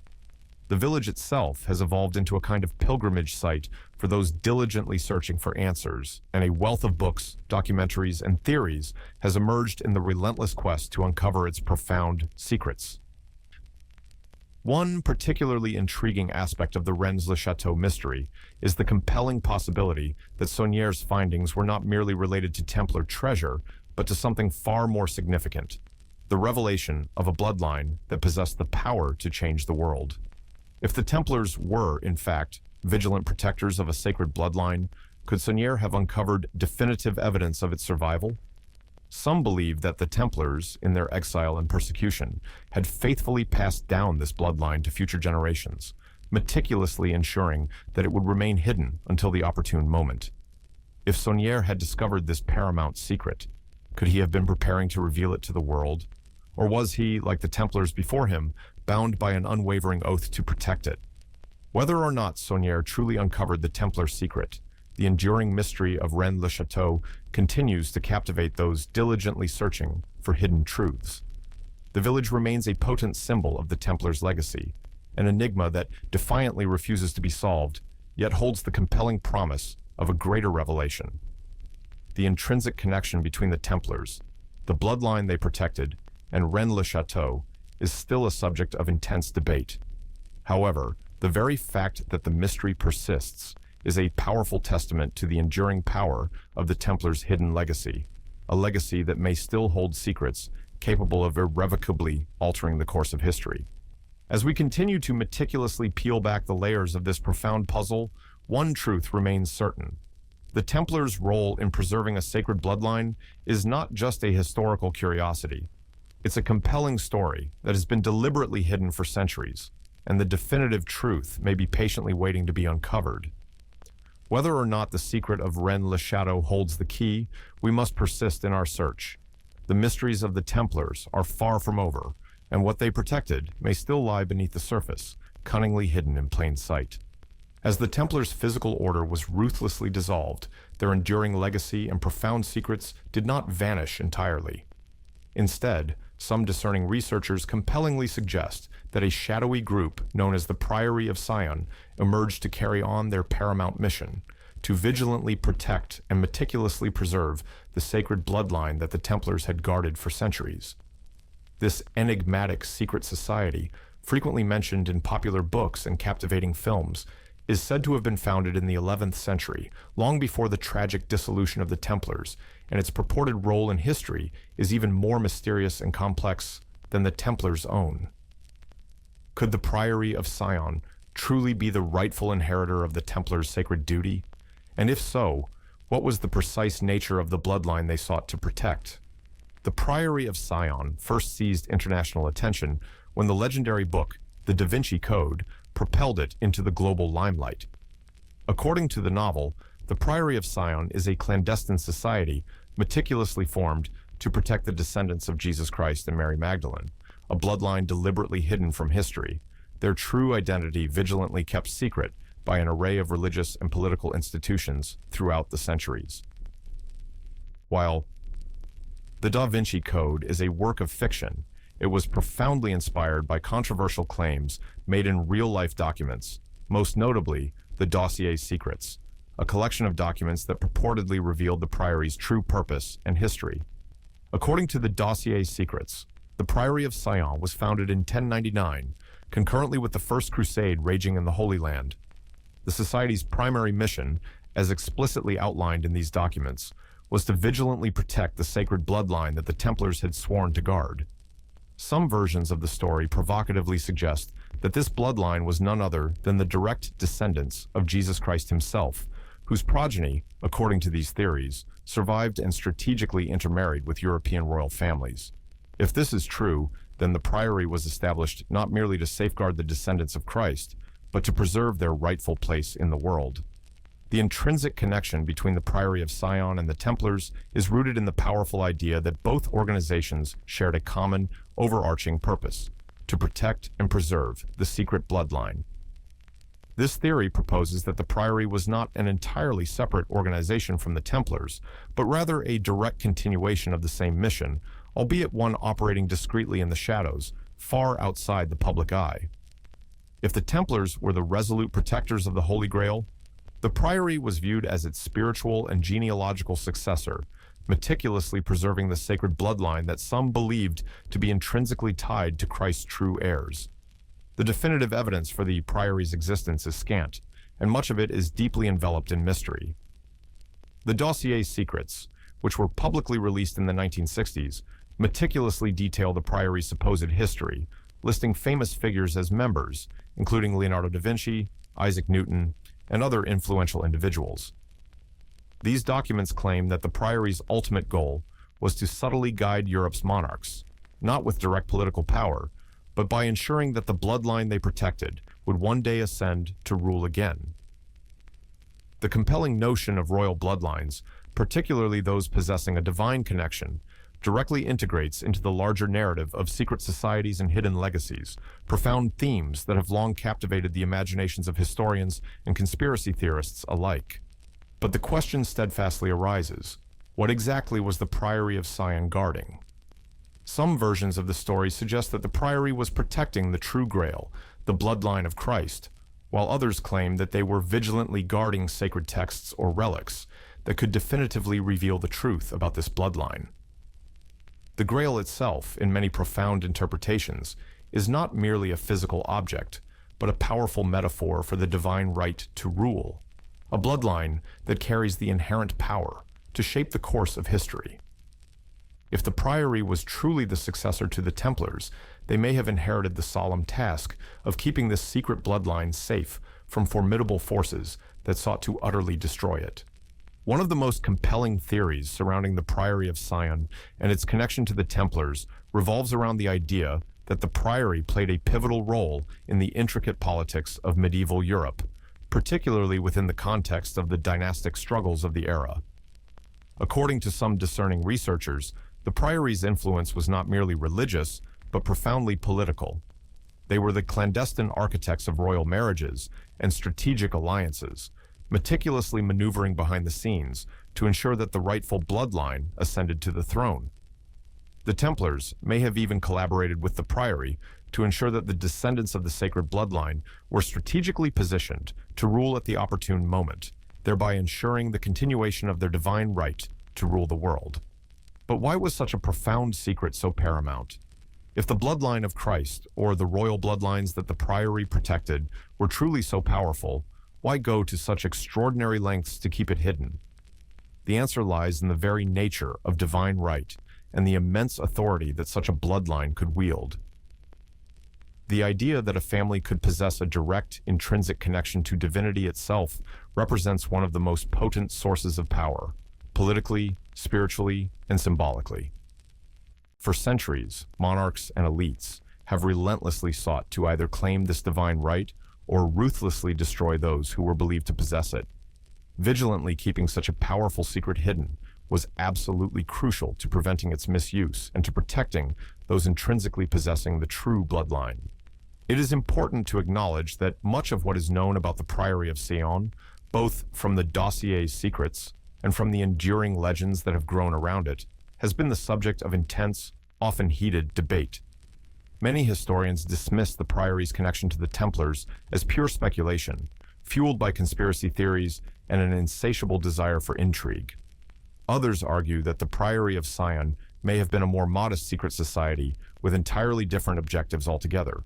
Regardless of the actual historical truth, the captivating legends surrounding the Priory have undeniably shaped how we perceive the Templars and their legacy, particularly in the modern era. Ultimately, whether or not the Priory of Sion truly existed, as described in the dossier's secrets, or whether they were merely the secret heirs to the Templars' mission, one truth remains unequivocally clear. The Templars' profound mission to protect a sacred bloodline has endured. The Priory, whether a historical reality or a compelling fabrication, serves as a potent symbol of the enduring nature of this mission, a secret that defiantly refuses to fade into the past, and a bloodline that continues to echo powerfully through history. For centuries, the profound legacy of the Templars has been meticulously preserved through enduring myths, clandestine secret societies, and cryptic symbols. But what if there were more tangible scientific evidence to substantiate the theory that the Templars protected an ancient bloodline? Could genetic testing unveil the definitive truth behind the sacred bloodline the Templars were sworn to defend? While this may sound like the realm of science fiction, remarkable advancements in modern genetics have opened up unprecedented possibilities for meticulously tracing lineage, possibilities that could ultimately uncover the hidden legacy of the Templars and the paramount bloodline they vigilantly safeguarded. One of the most compelling aspects of the Templar legacy is the powerful notion that they were vigilant guardians of a royal, potentially divine bloodline. This bloodline, which some believe traces back to the earliest days of Christianity, possibly even to Jesus Christ himself, is said to have carried with it the inherent power and unequivocal authority to rule. For centuries, the Templars operated in clandestine secrecy to protect this bloodline, vigilantly guarding it from those who would seek to utterly destroy or ruthlessly control it. But what if the descendants of this bloodline have survived to this very day, cunningly hidden in plain sight, their descendants living among us without our profound knowledge? Remarkable advances in genetic testing and genealogy have rendered it possible to trace familial lines with astonishing precision. DNA testing can now definitively identify familial connections that stretch back hundreds, even thousands of years. Could this sophisticated technology be strategically utilized to confirm the very existence of the Templar bloodline? If descendants of the Templars' sacred lineage still endure, modern genetic tests could potentially reveal their identities, thereby offering concrete proof of the bloodline that has been vigilantly guarded for centuries. One of the key challenges in meticulously tracing the Templar bloodline is the profound fact that many of the critical records and documents that could offer concrete evidence of their existence have been irretrievably lost or deliberately destroyed. The Templars' priceless archives were ruthlessly seized by King Philip IV of France during their dramatic dissolution, and many of their vital records were either meticulously hidden or tragically lost over time. This makes it incredibly difficult to trace their descendants using traditional genealogical methods. However, genetic testing offers an innovative new pathway to uncover hidden connections, bypassing the absolute need for historical records and instead focusing on the intrinsic DNA that connects individuals to a specific lineage. In recent years, some discerning researchers have taken it upon themselves to actively search for genetic evidence that might definitively point to the Templar bloodline. In one high-profile case, geneticists ambitiously attempted to trace the descendants of the Merovingians, the ancient royal family that some believe the Templars were sworn to protect. According to their compelling theory, the Merovingian dynasty was not only a royal family, but also the direct descendants of a divine bloodline, one that could be intrinsically linked to Jesus Christ and Mary Magdalene.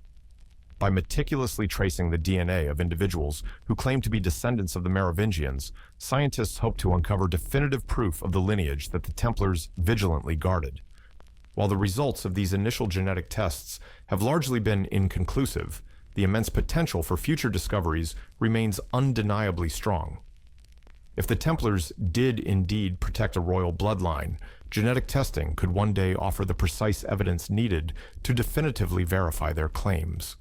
What if, in the unfolding future, DNA testing unequivocally reveals a direct, intrinsic link between modern individuals and the sacred bloodline the Templars were sworn to protect?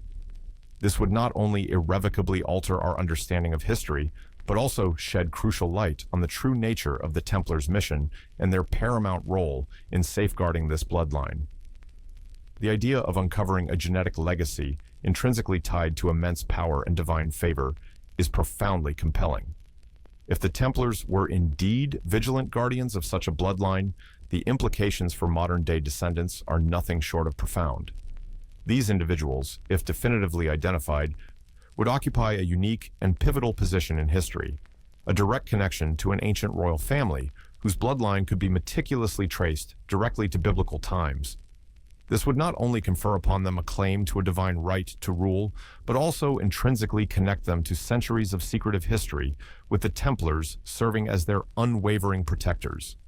The relentless search for the Templar bloodline is not merely about uncovering a historical mystery. It is about fundamentally understanding the deeper meaning of legacy, power, and pervasive influence. Could the genetic legacy of the Templars be a definitive key to unlocking the profound secrets of our past? Could it provide crucial answers to persistent questions about divine authority, royal power, and the hidden forces that have intricately shaped history? While genetic testing has not yet definitively proven the existence of a direct link between modern individuals and the Templar bloodline, it represents an undeniably promising avenue for further rigorous investigation. As technology inexorably advances, new discoveries may soon be made, providing tangible, verifiable evidence to support the centuries-old theories about the Templars and their unparalleled role as guardians of a sacred bloodline. Until then, the mystery endures, but the tantalizing possibility that the bloodline continues to live on, hidden but not forgotten, keeps the Templar legacy vibrantly alive. The relentless search for the genetic legacy of the Templars is not merely about uncovering historical truths. It is about finding the modern-day heirs to a legacy that has been meticulously concealed for centuries. As DNA testing relentlessly advances, we may one day discover the living descendants of the Templars and the sacred bloodline they swore to protect. When that momentous day arrives, the world may change forever, as the bloodline that once shaped history steps triumphantly back into the light, revealing its inherent power and pervasive influence once more. The saga of the Templars and their intrinsic connection to a sacred bloodline has been deliberately shrouded in impenetrable mystery for centuries. Yet, as time inexorably passes and new historical research is meticulously conducted, we begin to perceive that the history we have been taught may not, in fact, be the complete truth. The narrative of the Templars, much like countless other historical accounts, has been intricately shaped by centuries of systematic revisionism, political agendas, and deliberate obfuscation. But as modern scholarship courageously challenges long-held assumptions, the true, compelling story of the Templars and the bloodline they protected begins to powerfully emerge. Historical revisionism is unequivocally nothing new. Indeed, much of our fundamental understanding of history has been meticulously shaped by those in positions of power. Kings, rulers, and religious authorities have long possessed the inherent ability to manipulate the historical record, ruthlessly rewriting events to suit their own strategic needs.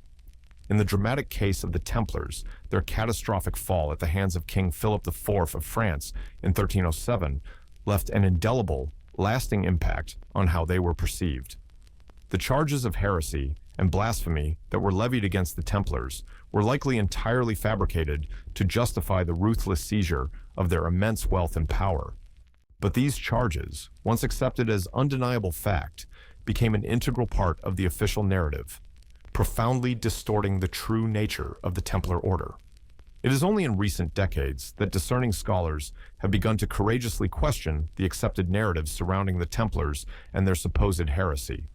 As more and more historical documents are meticulously unearthed, and as new, insightful interpretations of ancient texts are made, we begin to perceive that the Templars were not merely victims of royal greed, but active, formidable participants in a much larger, more complex story.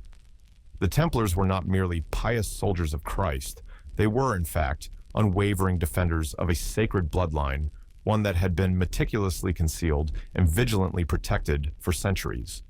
This powerful idea of historical revisionism is crucial to truly understanding the Templars' enduring legacy.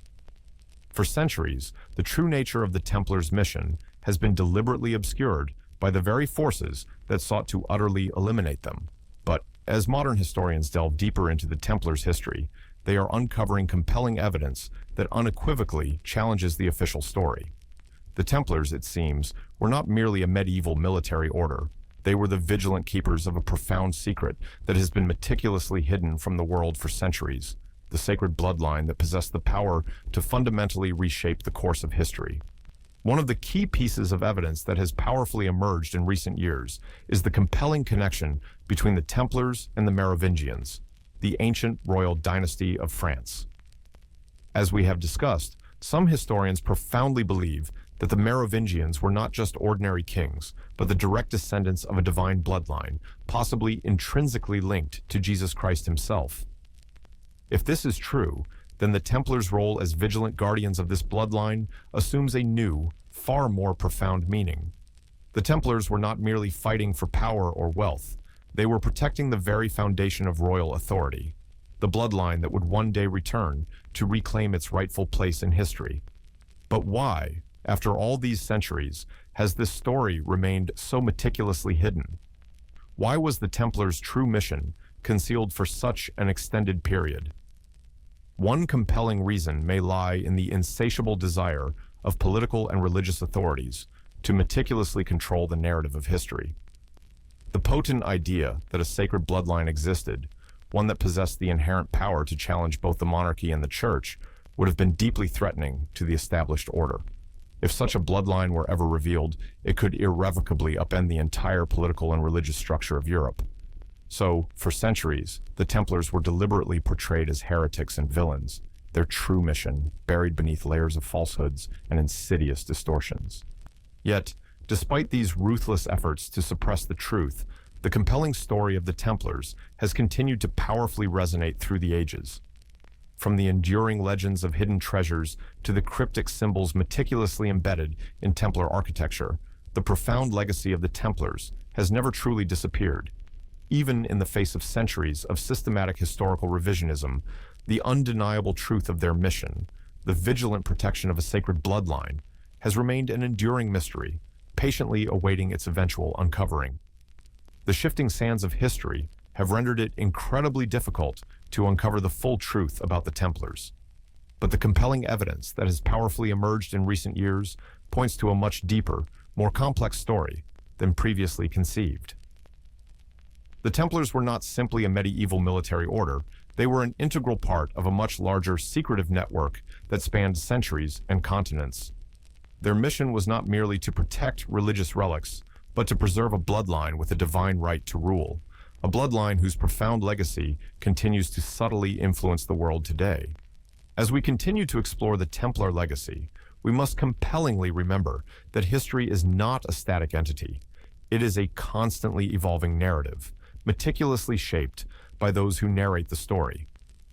The truth about the Templars and the bloodline they protected has been deliberately obscured for centuries, but the crucial pieces of the puzzle are slowly, inexorably coming together.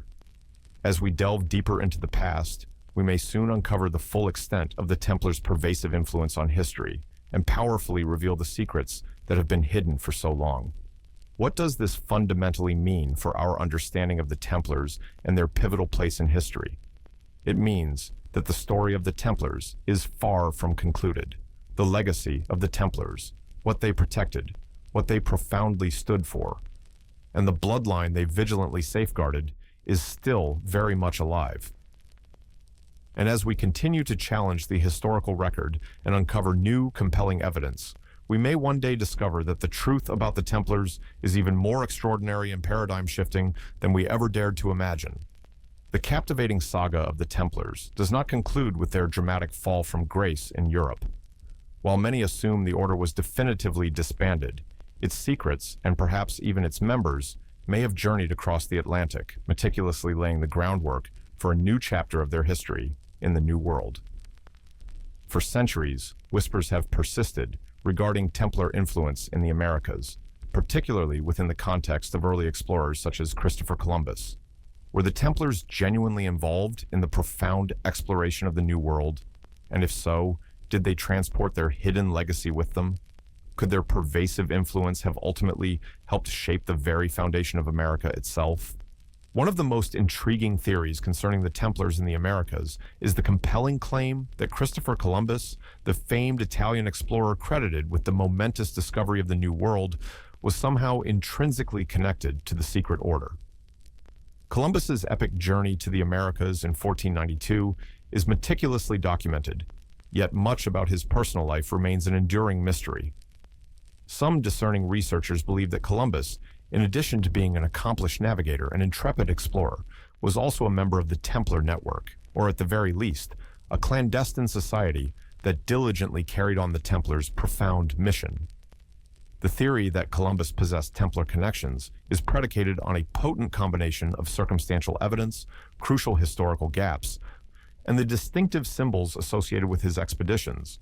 One of the most notable pieces of evidence is the flag under which Columbus sailed, which some researchers assert contains symbols intimately associated with the Templars, including the distinctive Red Cross.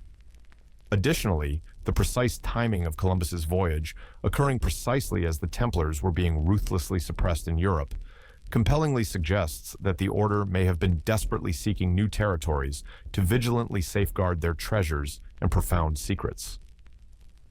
The idea that Columbus might have been a Templar, or at least a fervent sympathizer with their cause, has captivated historians and conspiracy theorists alike. But if Columbus was indeed connected to the Templars, what definitive role did he play in the larger narrative of their enduring mission? Some theories suggest that Columbus, as a prominent explorer, was specifically tasked with discovering new lands to clandestinely continue the Templars' vital work. It is believed by some that Columbus's voyage was not merely an ambitious attempt to find a new route to Asia, but a deliberate strategic effort to establish a foothold for the Templars in the Americas, where they could continue to vigilantly protect the sacred bloodline and the hidden knowledge they had been guarding for centuries. Beyond Columbus, there are other theories that suggest the Templars may have been involved with the discovery and colonization of the Americas in a broader sense. Some believe that the Templars, fleeing relentless persecution in Europe, may have traversed the Atlantic as early as the 14th century, long before the official arrival of Columbus, establishing settlements in the New World. This theory suggests that the Templars might have come into contact with indigenous civilizations, potentially exchanging knowledge, treasures, or even diligently guarding sacred relics. If such a migration did indeed transpire, it could compellingly explain why some Templar symbols and artifacts have purportedly been found in areas of North and South America, hinting at a much older European presence in the Americas than previously thought. In addition to Columbus and early explorers, there are also theories that suggest the very founding of the United States itself may have been profoundly influenced by the hidden legacy of the Templars. The Freemasons, a secret society with deep roots in Templar symbolism, played a significant role in the American Revolution and the formation of the United States. Many of the founding fathers, including George Washington and Benjamin Franklin, were prominent members of the Freemasons, and the powerful symbols of the Templars are often intricately intertwined with Masonic iconography. the intrinsic connection between the Freemasons and the Templars is well documented, and some researchers believe that the founding of America was, in part, the culmination of centuries of Templar influence. According to this theory, the Templars were not merely trying to protect the bloodline of kings, they were also laying the foundational groundwork for a new world order, one that would be founded on the principles of freedom, equality, and meticulous secrecy. In this compelling view, the United States itself could be perceived as a direct continuation of the Templar mission, a nation meticulously built on the ideals of hidden knowledge, divine right, and the vigilant protection of a sacred bloodline. The idea that the Templars played a profound role in the founding of the United States is not without its fervent critics.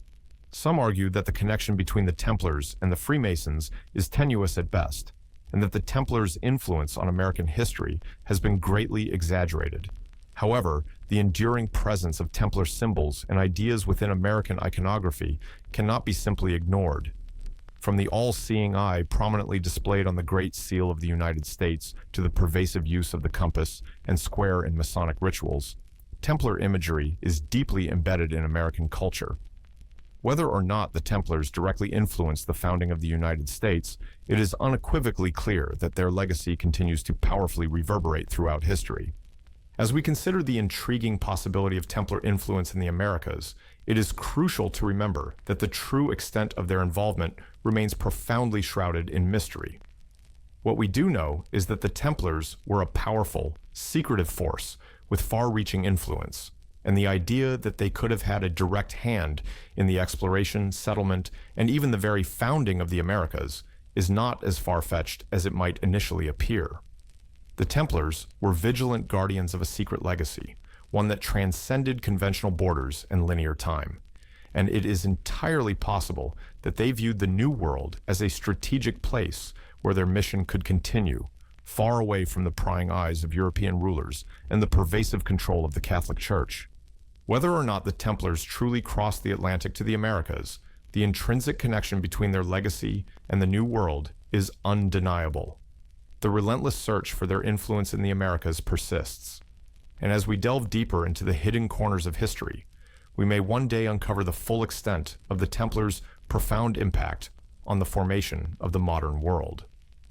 For now, their story continues to captivate, inspire, and mystify those who diligently seek the truth of the Templar legacy and the paramount bloodline they vigilantly protected. The profound story of the Templars is inextricably linked to the intricate history of the Vatican. As a powerful religious institution, the Vatican not only meticulously oversaw the spiritual affairs of Europe, but also played a significant, often covert role in the political maneuverings of the era. The meteoric rise and dramatic fall of the Templars, particularly their brutal suppression in the early 14th century, is frequently interpreted as a fierce battle for control over both material wealth and spiritual power. But what if the Vatican's role in the utter destruction of the Templars was not merely driven by greed or political ambition? What if it was, in fact, compelled by the desperate need to protect a much darker secret, one that the Templars had sworn to guard, and which, if ever revealed, could have irrevocably shaken the very foundations of the Church itself?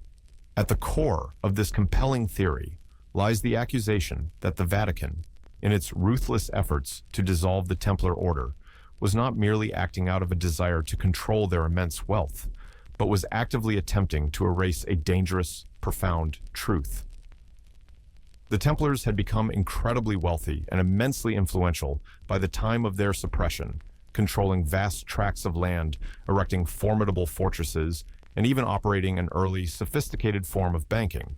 But beyond their material wealth, the Templars were profoundly believed to be vigilant protectors of sacred relics and ancient esoteric knowledge. Some theories provocatively suggest that the Templars' true purpose was not solely military and financial. They were custodians of a bloodline, possibly the direct descendants of Jesus Christ and Mary Magdalene, that the Vatican could not permit to come to light. The Vatican's palpable fear of the Templars was deeply rooted in the terrifying possibility that this bloodline could fundamentally challenge the very authority of the Church. If the Templars were indeed the protectors of a sacred family with a divine right to rule, then the Church, with its foundational claim to spiritual authority, might be irrevocably undermined.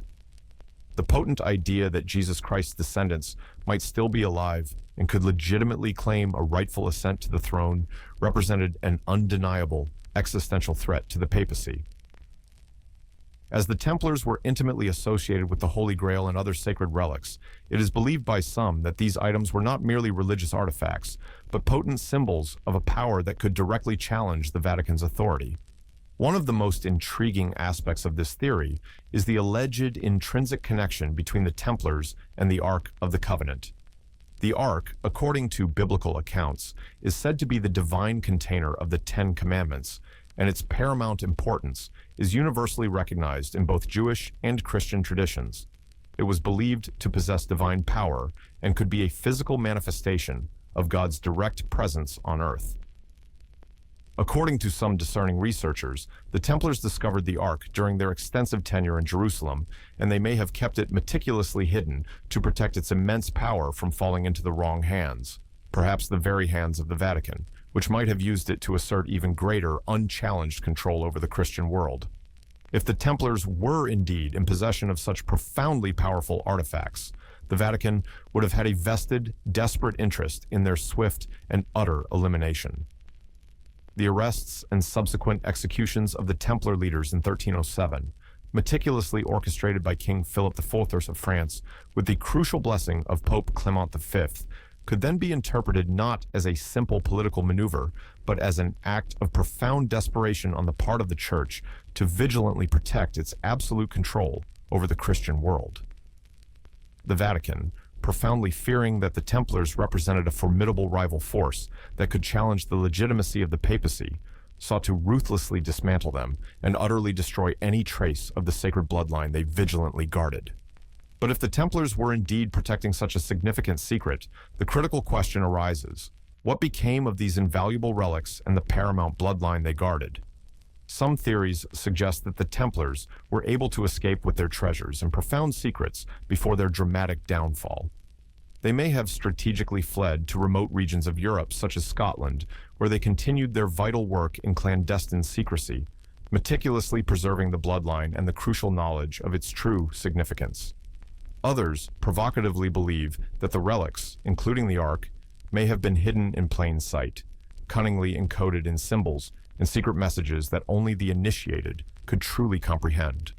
One of the most famous theories surrounding the Vatican's involvement in the suppression of the Templars is the powerful idea that the Church itself was actively attempting to keep the true nature of Christ's teachings and the holy bloodline hidden from the world. Some argue that the Church deliberately altered the biblical narrative, systematically suppressing texts and gospels that contradicted the accepted canonical story of Christianity. These gospels, such as the Gospel of Mary Magdalene, which compellingly depicts her as a prominent, integral figure in Christ's life, have been purposefully excluded from the canonical Bible. The theory suggests that the Vatican, in its relentless quest to maintain absolute control over the Christian narrative, actively sought to erase any definitive evidence of the sacred bloodline that the Templars were believed to have protected. In this compelling view, the Vatican's profound role in the destruction of the Templars was not merely about consolidating power, it was about rigorously controlling the very story of Christianity itself. The Templars' profound knowledge of the hidden bloodline and the sacred relics intrinsically associated with it posed a direct and existential threat to the Church's monopoly on religious authority. If the Templars had been permitted to continue their mission, they could have revealed a fundamentally different version of Christ's life, a version that did not center solely around the Church's teachings, but one that suggested a more expansive and possibly far more radical view of Christ's enduring legacy. As we explore these theories, we are confronted with one fundamental, persistent question. What was the Vatican truly protecting when it orchestrated the Templar purge? Was it simply the material wealth of the order, or was there a deeper, more esoteric secret at play, one that possessed the power to unravel the very foundations of Christian faith and directly challenge the Vatican's position as the sole, supreme arbiter of religious authority? What we do know is that the Templars' legacy, their profound secrets, and their vital mission to protect a sacred bloodline have undeniably endured. Even as the Vatican sought to utterly destroy them, The Templars' story has continued to captivate those who diligently seek the hidden truths of history.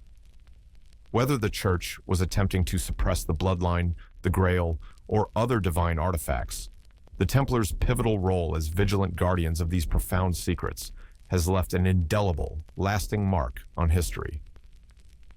The Vatican's palpable fear of the Templars and the paramount bloodline they protected remains one of the most powerful and enduring aspects of this centuries-old mystery. The Templars' profound involvement in the Crusades transcended mere religious duty. They emerged as pivotal players in a broader, centuries-long conflict that indelibly shaped the destiny of the medieval world. The Crusades, launched in the 11th century, with the purported aim of reclaiming Jerusalem from Muslim rule, provided the perfect strategic opportunity for the Templars to forge their indelible place in history. However, their true motivations and actions during these tumultuous wars may have been far more complex and nuanced than we have been led to believe. Could the Templars have skillfully utilized the Crusades as a calculated cover to further a hidden agenda, one centered on vigilantly protecting the sacred bloodline they were entrusted with? The Templars were officially founded in 1119, amidst the aftermath of the First Crusade, when a small, dedicated group of knights banded together with the solemn purpose of protecting Christian pilgrims traversing to the Holy Land. From this humble yet strategic beginning, they rapidly ascended to unparalleled prominence, their numbers swelling and their influence expanding exponentially. By the time of the Second Crusade, 1147-1149, the Templars had unequivocally become one of the most powerful military orders in Europe, boasting an extensive international network of castles, formidable fortresses, and vast estates. At the very heart of the Crusades lay the venerable city of Jerusalem, a site of immense religious significance to Christians, Jews, and Muslims alike. For the Templars, however, the Crusades were not merely a mission to reclaim holy sites. They were also a strategic opportunity to vigilantly protect something far more precious, their sacred bloodline. Some discerning researchers provocatively argue that the Templars' true role in the Crusades was not just to fiercely fight for control of Jerusalem, but to meticulously safeguard ancient knowledge, invaluable relics, and the very bloodline that they had sworn to protect. This theory compellingly suggests that the Templars' ultimate purpose was not to spread Christianity or reclaim territory, but to ensure that the profound legacy of the royal bloodline remained perpetually hidden from the world. One of the key moments in the Templars' involvement in the Crusades occurred during the First Crusade, when they played an instrumental role in securing Jerusalem for Christian control. But what if their arduous efforts were not solely driven by religious devotion? Some scholars provocatively believe that during their extensive tenure in Jerusalem, the Templars may have uncovered hidden knowledge, invaluable relics, cryptic documents, or ancient artifacts that definitively confirm the existence of a royal bloodline with intrinsic ties to Jesus Christ and Mary Magdalene. The powerful idea that the Templars were guarding a bloodline during the Crusades is often intrinsically linked to the enduring legends surrounding the Holy Grail, a sacred relic believed to possess immense transformative power. The Grail, according to some theories, is far more than a mere cup. It is a potent symbol of this sacred bloodline, and the Templars were solemnly charged with keeping it safe from those who would seek to exploit its power. But the pivotal question remains: was the Templars' interest in Jerusalem merely religious, or did they harbor an ulterior, profound motive? Some historians suggest that the Crusades provided the perfect cover for the Templars to establish an impregnable stronghold in the Holy Land, where they could vigilantly protect the bloodline and sacred relics they were entrusted with. By meticulously controlling key territories and formidable fortresses in the Holy Land, the Templars could ensure that the profound secrets they guarded remained safe from any outside interference. The intrinsic connection between the Templars and the Crusades extends far beyond their purely military role. As the Crusades relentlessly progressed, the Templars became increasingly involved in the intricate politics of the region. They played a crucial role in negotiating with Muslim leaders, meticulously forging alliances with powerful figures, and strategically securing territories for Christian rule. Some even argue that the Templars' astute political influence was a key factor in their meteoric rise to power, enabling them to not only vigilantly protect the bloodline, but also establish themselves as an influential force in both European and Middle Eastern affairs. But as the Crusades began their inevitable winding down, the Templars' role in the Holy Land assumed a different, far more secretive nature. The Templars may have begun to shift their focus from military conquest to the meticulous preservation of the bloodline they had sworn to protect. With the tragic loss of Jerusalem in 1187, the Crusades began to falter, and the Templars may have strategically recognized that their military mission was no longer viable. However, their true, overarching mission, to vigilantly protect the sacred bloodline and the crucial knowledge intrinsically tied to it, remained as paramount as ever. As the Templars' direct involvement in the Crusades diminished, their pervasive influence in Europe only intensified. They skillfully utilized the immense wealth and vast resources they had amassed during the Crusades to establish an extensive network of castles, opulent estates, and formidable strongholds across Europe. But the critical question arises: were these fortresses simply a means of protecting Templar wealth? Or were they strategically placed to vigilantly protect something far more important, something deliberately hidden beneath the surface of their public activities? Could the Templars have been employing these strongholds as a clandestine means to preserve the profound secrets they had uncovered in the Holy Land, meticulously ensuring that the bloodline they protected would remain safe from those who might seek to utterly destroy it? The Crusades, with their intense religious fervor and pervasive political intrigue, provided the perfect, tumultuous environment for the Templars to operate in clandestine secrecy, vigilantly safeguarding their hidden mission while appearing to be pious knights on a holy quest. The Templars' true role in the Crusades, then, may have been far more complex and intricately layered than we have been taught. While they undoubtedly played a pivotal role in the military aspects of the Crusades, their deeper involvement may have been driven by a far more profound purpose, one centered on the unwavering protection of a sacred bloodline, meticulously hidden from the world for centuries. As we move forward in our exploration of the Templars' enduring legacy, we must compellingly ask ourselves, what was the real purpose behind the Templars' intricate involvement in the Crusades? Were they simply fighting for religious dominance?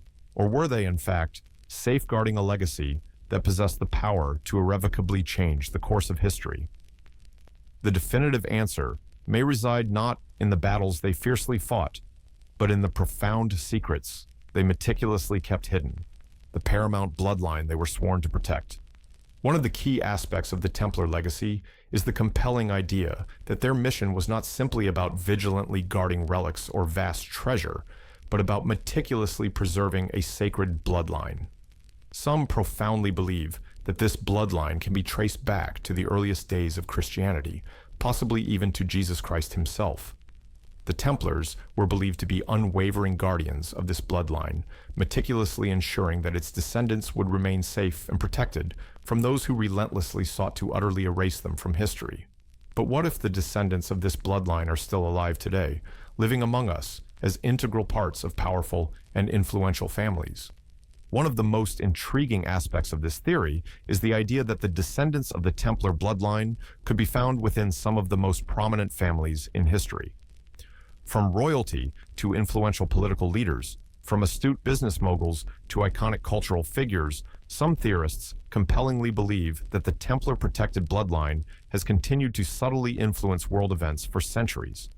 Whether through direct ancestry or through meticulously strategic alliances, the descendants of this bloodline may be dispersed across the globe, quietly shaping the course of history without ever being overtly recognized for what it truly is. In the royal families of Europe, for instance, many have speculated that certain monarchs, particularly those who staunchly claimed divine right to rule, may have possessed secret, intrinsic ties to the Templar bloodline. The powerful idea that European royalty could be directly descended from the sacred lineage that the Templars protected is a profound one. The Merovingians, the ancient royal family of France, are frequently cited as the most likely candidates for this paramount bloodline. Some discerning researchers argue that the Merovingians were not just ordinary kings, but direct descendants of a divine bloodline, one that stretches back to the ancient kings of Israel and possibly even to Jesus Christ himself. If this theory is true, then the Templars' mission to vigilantly protect this bloodline would have been of utmost importance, and their strenuous efforts to safeguard it would have been the primary driving force behind their meteoric rise to power. However, the connection between the Templars and European royalty does not conclude with the Merovingians. There are also claims that other royal families, including the British monarchy, may possess intrinsic ties to the Templar bloodline. The strategic marriages of royal families throughout Europe often involved crucial political alliances, and some believe that these alliances were meticulously designed to protect and perpetuate the Templars' sacred mission. In this compelling view, the bloodline was faithfully passed down through these royal families, cunningly hidden beneath layers of intricate political maneuvering and impenetrable secrecy. But the pervasive influence of the Templar bloodline is not solely limited to royalty. Some profoundly believe that the bloodline has also subtly permeated the world of business and politics. The theory suggests that powerful families and influential figures in modern society may be descendants of the Templars, their lineage meticulously guarded and preserved over the centuries. These individuals may not even be consciously aware of their ancestral connection, but they could carry with them the inherited influence of a bloodline that has been intricately intertwined with history for thousands of years. The pivotal role of secret societies in preserving and protecting this bloodline is another key aspect of this theory. The Freemasons, in particular, have long been intrinsically associated with the Templars, and some researchers believe that the Masons continue the Templar mission to vigilantly protect the sacred bloodline. Freemasonry is a secretive organization that meticulously traces its origins back to medieval guilds and the Templar Knights. Many of its symbols and rituals are believed to be derived directly from Templar traditions, and it is said that the Masons have faithfully continued to guard the Templar secrets, including the hidden bloodline. If this is true, then the Masons may very well hold the crucial key to understanding the continued influence of the Templar legacy in the modern world. The powerful idea of hidden bloodlines continues to profoundly captivate the imagination, and the Templars' connection to powerful historical figures adds an additional layer of intrigue to their already mysterious legacy. If the Templars did, in fact, vigilantly protect a sacred bloodline, then the descendants of that bloodline could still be alive today, subtly hidden within the ranks of influential families. As we continue to explore the story of the Templars, the question steadfastly remains: who are these hidden figures, and what precise role do they continue to play in shaping the course of history? Could the bloodline the Templars protected still hold the crucial key to understanding the true nature of power? Could the descendants of this bloodline still be among us, quietly exerting influence from the shadows? As we meticulously piece together the fragments of this centuries-old mystery, we may discover that the Templar legacy is far from concluded. The bloodline they protected could still be patiently waiting to step into the light, ready to powerfully reveal the truth about its role in shaping the world. And if that truth is ever revealed, it could fundamentally change everything we thought we knew about history. The Holy Grail, an object of profound mystery, enduring legend, and intense religious intrigue, stands as a potent symbol of power, purity, and divine favor.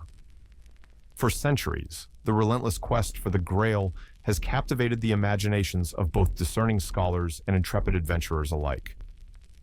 While its pervasive depiction in popular culture frequently portrays it as a simple chalice associated with Christ's Last Supper, many profoundly believe the true meaning of the Holy Grail extends far deeper.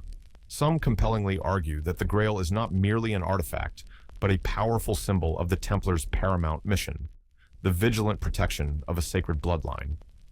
Could the Grail have represented more than just a cup? Could it have been a crucial key to preserving the royal bloodline the Templars were sworn to protect? The Templars were intimately linked to the Grail from the very moment they arrived in the Holy Land. After meticulously establishing themselves in Jerusalem in the early 12th century, the Templars assumed the solemn role of guardians of the sacred sites in the region. As they diligently excavated beneath the Temple of Solomon, an area universally considered to be of immense religious significance, they are believed by some to have uncovered something far greater than mere religious relics. They may have discovered the Holy Grail itself. The exact nature of the Grail and its profound connection to the Templars remains one of history's greatest, most enduring mysteries. According to certain compelling theories, the Templars did not merely guard a physical cup, but a much more powerful symbol, one that represented a hidden truth about the bloodline of Christ. Some discerning researchers profoundly believe that the Grail was not an object of simple religious significance, but a profound metaphor for the bloodline of Jesus Christ and Mary Magdalene. This theory suggests that the Templars, in their sacred role as guardians, sought to vigilantly protect the descendants of this bloodline, meticulously ensuring that they would remain hidden from the formidable forces that sought to utterly destroy them. While many believe that the Templars' true purpose was to vigilantly protect the Grail, others argue that their intense interest in the Grail was intrinsically tied to their insatiable desire for power. According to these theories, the Templars intimately understood that the Grail held a profound secret, the bloodline of Christ, that, if ever revealed, could irrevocably alter the balance of power in the Christian world. The Church, with its unwavering claims to divine authority, would never have tolerated the existence of such a bloodline, which would directly challenge its role as the supreme spiritual authority. In this compelling view, the Templars' role as vigilant guardians of the Grail was not solely a religious duty, but also a strategic means of protecting a profound legacy that possessed the power to undermine the Church's monopoly on spiritual and political power. One of the most fascinating aspects of the Grail's connection to the Templars is the powerful idea that the Grail's immense power was intrinsically tied to its meticulous preservation. If the Grail symbolized the bloodline of Christ, then it represented not just a physical object, but the continuation of a divine right to rule. In this profound view, the Templars were not simply protecting the Grail for its religious significance, but as a crucial means of safeguarding the royal bloodline that carried with it the inherent power to rule Europe. The bloodline, though meticulously hidden for centuries, was believed to possess divine favor, a favor that could one day restore its rightful heirs to power. The powerful idea that the Grail's significance was intrinsically tied to a royal bloodline is powerfully supported by the numerous legends and myths surrounding the Grail's location and profound purpose. Throughout history, many individuals have claimed to have discovered the Grail, or at least its true meaning.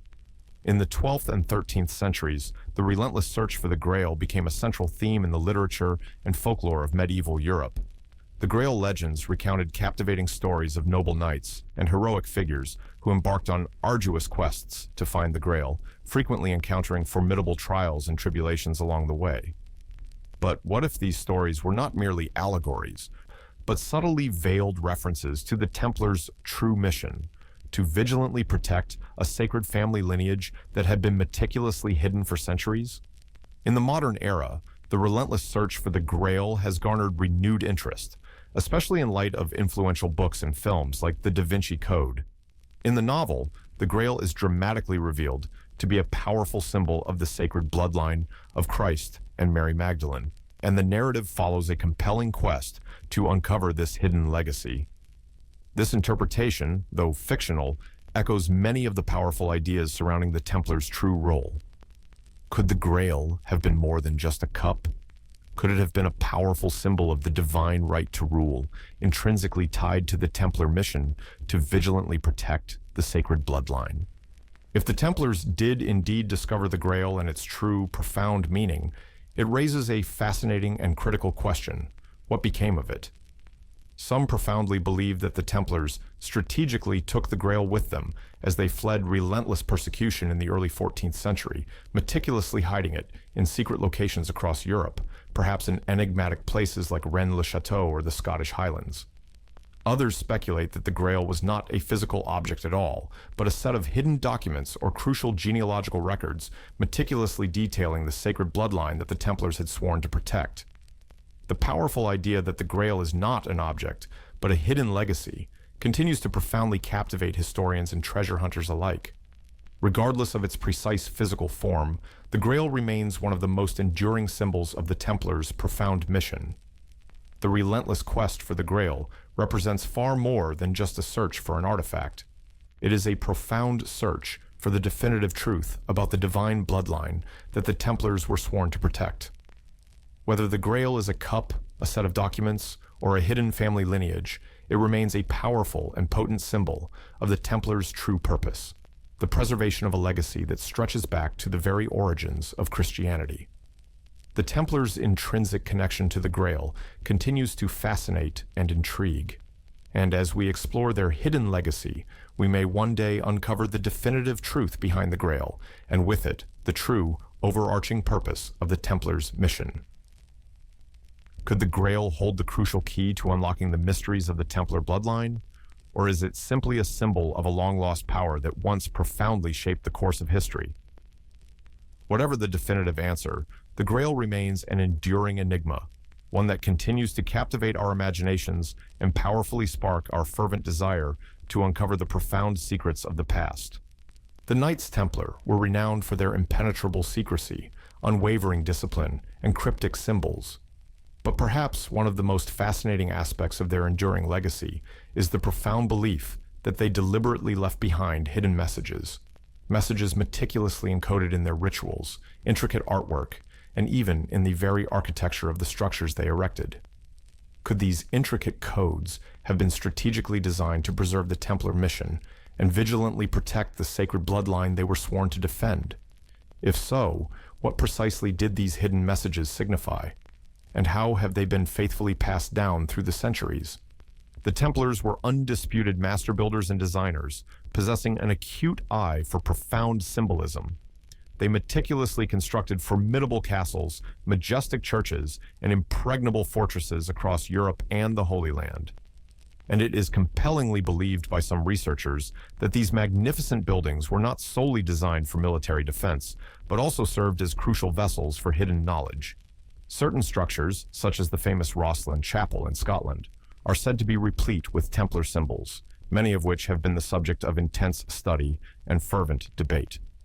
These symbols, ranging from intricate carvings to precise geometrical patterns, are believed to be coded messages pointing to deeper, profound truths about the Templars' mission, their esoteric religious beliefs, and the sacred bloodline they vigilantly protected. One of the most prominent features of Templar symbolism is their sophisticated use of sacred geometry. This ancient practice, which involves the meticulous application of mathematical patterns and ratios to create harmonious designs, was a central aspect of Templar architecture.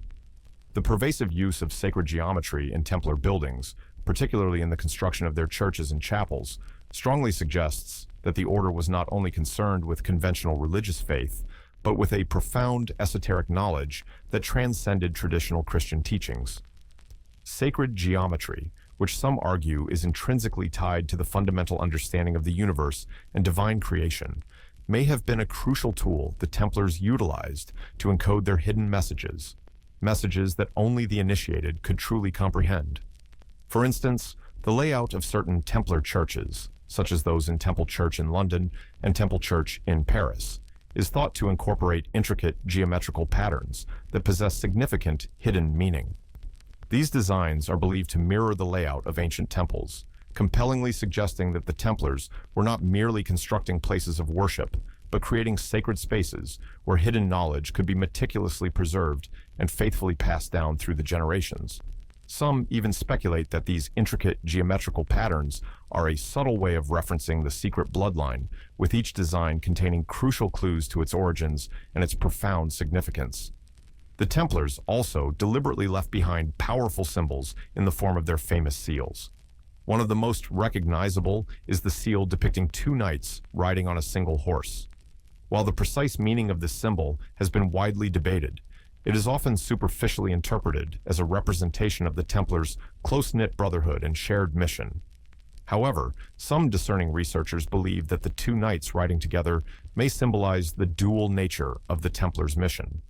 Both a formidable military order dedicated to vigilantly protecting Christian pilgrims and a clandestine secret society tasked with diligently safeguarding a sacred bloodline. The seal could therefore be compellingly viewed as a crucial clue to the Templars' true, overarching purpose, one that was deliberately hidden beneath the surface of their public activities. Another key element of Templar symbolism is their distinctive use of the cross. The Templars' characteristic red cross was not only a powerful mark of their overt religious devotion, but also a profound symbol of their hidden knowledge. The cross is often intrinsically linked to the powerful idea of divine right and inherent power.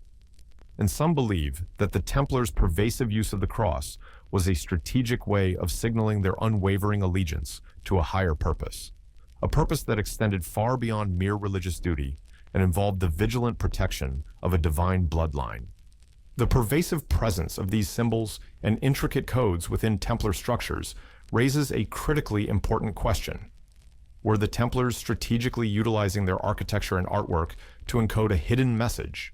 If so, what was that profound message, and who were they specifically intended for? Some theorists compellingly believe that these hidden messages were meant to be deciphered by future generations, those who would one day possess the requisite knowledge to truly comprehend the Templars' ultimate purpose. These messages may have been a strategic way for the Templars to faithfully pass down their legacy and vigilantly protect their secrets, meticulously ensuring that the profound mission they had begun would courageously continue long after their tragic fall. The powerful idea that the Templars encoded their messages in their architecture, rituals, and symbols points to a much deeper and more complex understanding of their order. The Templars were not merely fierce warriors fighting in the Crusades. They were initiates in a larger esoteric tradition, one that spanned centuries and continents.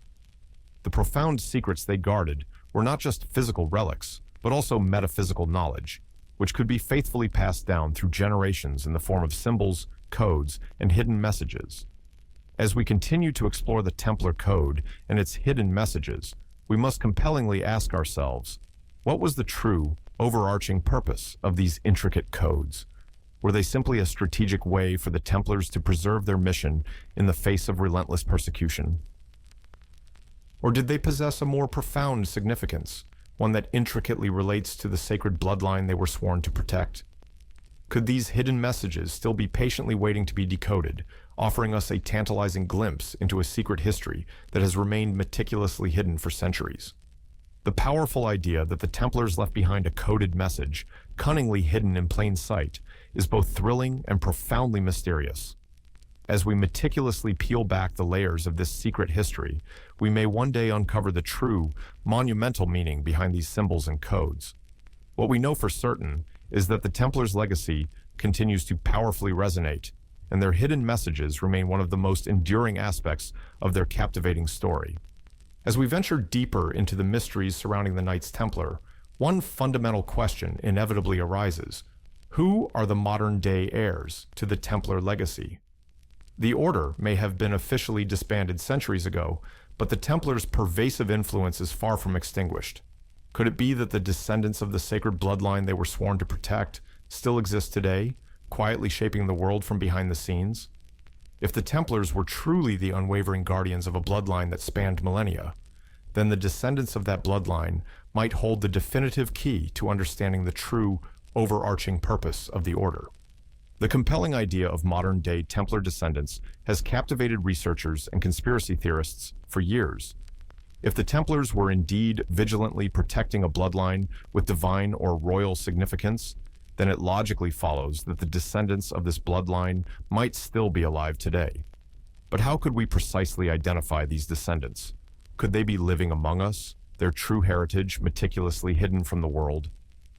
One theory compellingly suggests that the descendants of the Templar bloodline are not merely to be found in royal families, but within prominent figures across various fields, from politics to business to the arts. After all, the Templars were not solely a military order, they were also deeply involved in the political, financial, and intellectual life of medieval Europe. They meticulously forged alliances with powerful families, and many of their profound secrets were faithfully passed down through these strategic alliances. It is entirely possible that the bloodline they protected has continued through these intricate family connections, quietly influencing world events without ever being overtly recognized for what it truly is. Some researchers point to the Freemasons as a potential conduit for the continuation of the Templar legacy. As we have seen, the Freemasons are widely believed to be the spiritual and ideological descendants of the Templars, and many of the symbols and rituals utilized by the Freemasons can be meticulously traced back to the Templars themselves. If the Templars' mission was to preserve a sacred bloodline, then it stands to reason that the Freemasons, whose influence spans across centuries, might have been entrusted with vigilantly guarding this legacy. Could the modern-day Freemasons truly be the vigilant keepers of the Templar bloodline, diligently preserving it for future generations? In addition to secret societies, there are also compelling claims that certain powerful families around the world, many of whom possess immense wealth and pervasive influence, are direct descendants of the Templar bloodline. The idea that the bloodline has survived for centuries, meticulously hidden within the ranks of noble or aristocratic families, is an alluring one. Some theorists suggest that these families may not even be consciously aware of their intrinsic connection to the Templars, and that their heritage has been deliberately obscured to protect it from those who would seek to ruthlessly control or exploit it. This theory of hidden descendants is not solely confined to Europe. Some profoundly believe that the Templar bloodline could have journeyed far beyond the shores of Europe, possibly reaching the Americas. As we have explored earlier, there are numerous theories suggesting that the Templars may have crossed the Atlantic before the official arrival of Columbus, establishing settlements and meticulously hiding their treasures and perhaps their bloodline in the New World. If this is true, then it is entirely possible that Templar descendants are dispersed across the globe, from Europe to the Americas, unknowingly carrying the profound legacy of the Order. But could there be even more to the story? Some discerning researchers believe that the modern-day heirs to the Templar bloodline may not be aware of their heritage at all. Could it be that the Templars deliberately hid their descendants in plain sight, meticulously keeping them safe from the prying eyes of both the Church and secular authorities? The powerful idea that descendants of the Templar bloodline could be living among us, completely unaware of their own profound heritage, is both fascinating and unsettling. What would it fundamentally mean if these individuals were to discover the definitive truth about their ancestry? Could the revelation of their lineage spark a new, transformative chapter in the Templar story, one that would carry their mission forward into the modern world? As we compellingly consider the possibility of modern-day Templar descendants, we must also ask, what precise role would these individuals play in the ongoing story of the Templars and their enduring legacy? If the bloodline that the Templars vigilantly protected still exists today, what is its paramount significance? Does the bloodline carry with it special powers or divine favor, as some profoundly believe? And if so, what would it fundamentally mean for the future of humanity? The Templars' pervasive influence on history has been profound, and their legacy continues to powerfully resonate, even centuries after their official dissolution. The idea that their descendants might still be actively influencing events today is a tantalizing one, and it raises a host of crucial questions about the fundamental nature of power, lineage, and impenetrable secrecy. The true story of the Templars may not be concluded. Rather, it could be patiently waiting for the opportune moment to emerge from the shadows and reveal the hidden truths about their mission, their bloodline, and their pivotal place in the world's ongoing narrative. Whether or not the descendants of the Templars are living among us today, the powerful idea that their legacy still carries immense weight is one that continues to captivate.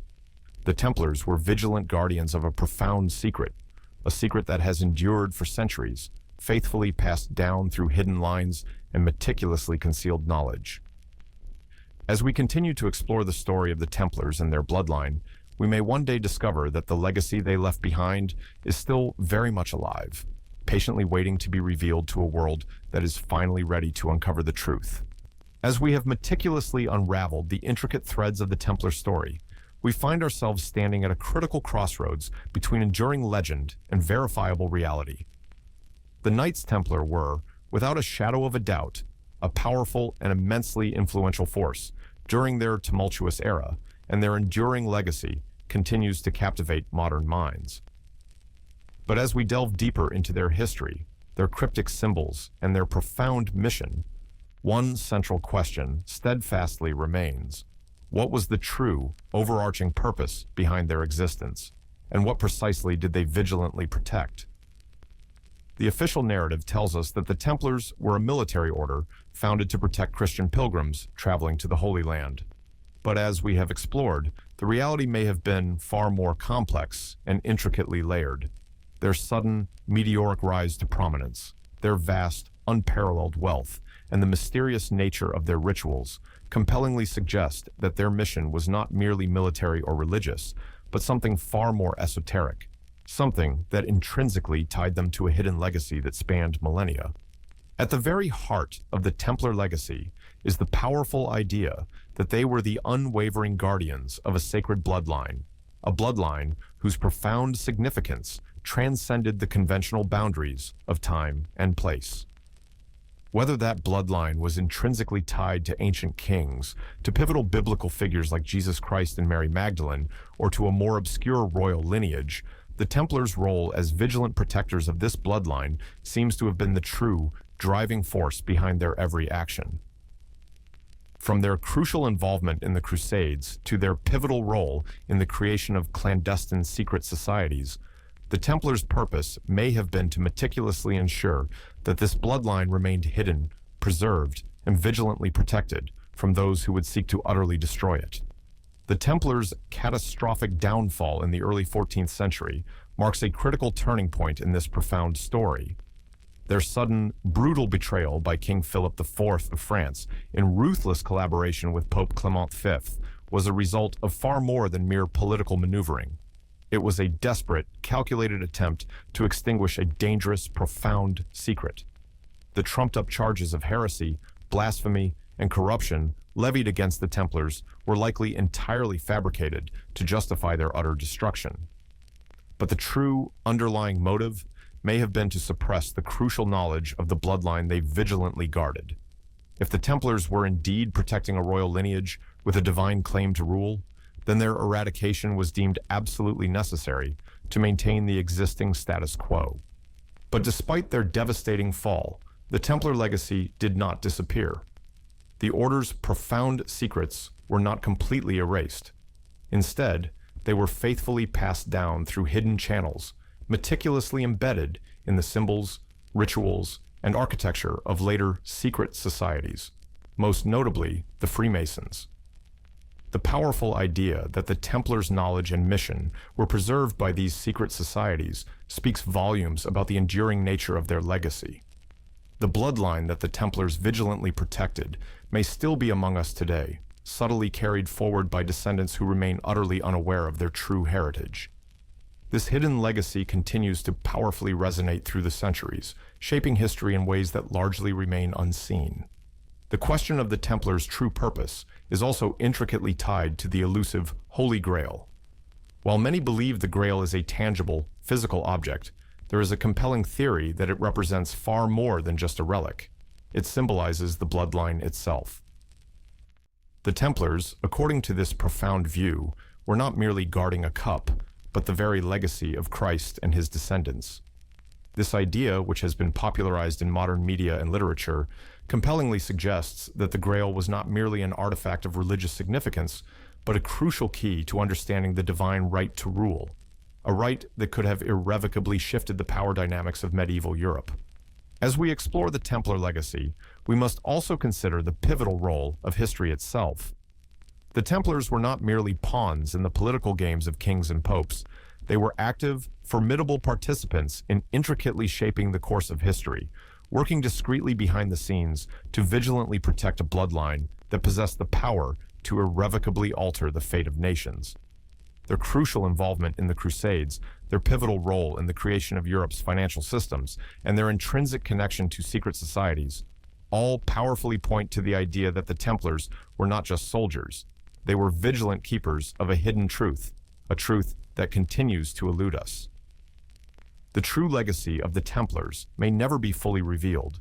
Much of what they vigilantly protected, the bloodline, the Grail, the sacred knowledge, remains hidden, irrevocably locked away in symbols and codes, patiently awaiting someone to decipher its profound meaning. But the Templars' pervasive influence has endured, quietly shaping the world through their descendants, their clandestine secret societies, and the captivating myths that continue to surround them. Whether or not the bloodline they protected still exists, its legacy serves as a powerful reminder that history is never as simple as it seems. The Templars' mission may have been deliberately obscured by centuries of systematic revisionism and betrayal, but the core of their story remains the same. They were vigilant guardians of a sacred bloodline, entrusted with a mission that transcended the mundane concerns of politics and religion. Their profound secrets may still be among us today, cunningly hidden in plain sight, patiently waiting for the opportune moment to be revealed. As we conclude this journey into the Templar legacy, we are left with one final, profound question. What happens when the definitive truth about their bloodline, their mission, and their pervasive influence is finally uncovered? Could it irrevocably change everything we know about history, power, and the very nature of divine right? The Templars may have been erased from history, but their secrets are vibrantly alive, patiently waiting to be discovered. As we reach the culmination of this extraordinary journey through the Templar archives, it becomes unequivocally clear that the story we have uncovered is far from finished. The Templars were not merely knights, nor were they simply devout soldiers of faith. They were, in fact, the vigilant keepers of a profound secret, a secret too powerful to be utterly erased by the relentless march of time. Their mission, meticulously hidden from the world for centuries, was to vigilantly protect a bloodline, a legacy that stretches back to the very origins of Christianity itself. But the persistent question remains, what if this paramount bloodline still exists today, quietly influencing the world from behind the scenes? The Templars' tragic fall may have been meticulously orchestrated, their wealth ruthlessly seized, their order summarily disbanded, but the profound secrets they protected did not vanish. They were strategically buried, cunningly hidden, intricately woven into the very fabric of history, faithfully passed down in cryptic codes, powerful symbols, and clandestine secret societies. Perhaps, just perhaps, the bloodline they vigilantly protected is still vibrantly alive today, subtly carried on by descendants who walk among us in the shadows, utterly unaware of their true heritage. Could this hidden bloodline still wield immense power? Some profoundly believe that the Templar's secret has enduringly survived, transmitted through powerful families, cleverly concealed beneath the surface of history. Perhaps the descendants of the Templars are not even consciously aware of the profound legacy they carry. What if the crucial key to unlocking their inherent power resides in the symbols they deliberately left behind? The Templars' story, their profound secrets, their sacred bloodline, could still be subtly influencing the inexorable course of history, patiently waiting for the opportune moment to powerfully emerge once again. The Templars were not merely guarding relics or vast treasure, they were vigilantly safeguarding a future, diligently protecting a bloodline with the unparalleled potential to irrevocably change the world. The powerful idea that this bloodline could return to prominence, dramatically revealing its true nature, is a tantalizing possibility. The question is not simply whether the bloodline survives, it is whether the world is truly ready for its revelation. As we look toward the future, the Templar legacy remains as profoundly relevant as ever. The secrets they deliberately left behind, the cryptic messages meticulously embedded in their symbols, the whispers of their pervasive influence, all powerfully point to one undeniable truth: the story is not over. The Templars' mission continues, quietly guiding the world from the shadows. Their profound secrets have not yet been fully revealed, but the time may come when they are, and the definitive truth about the hidden bloodline they guarded will finally be known. For now, the power remains carefully hidden, but one day it will dramatically emerge, and when it does, the world may never be the same again.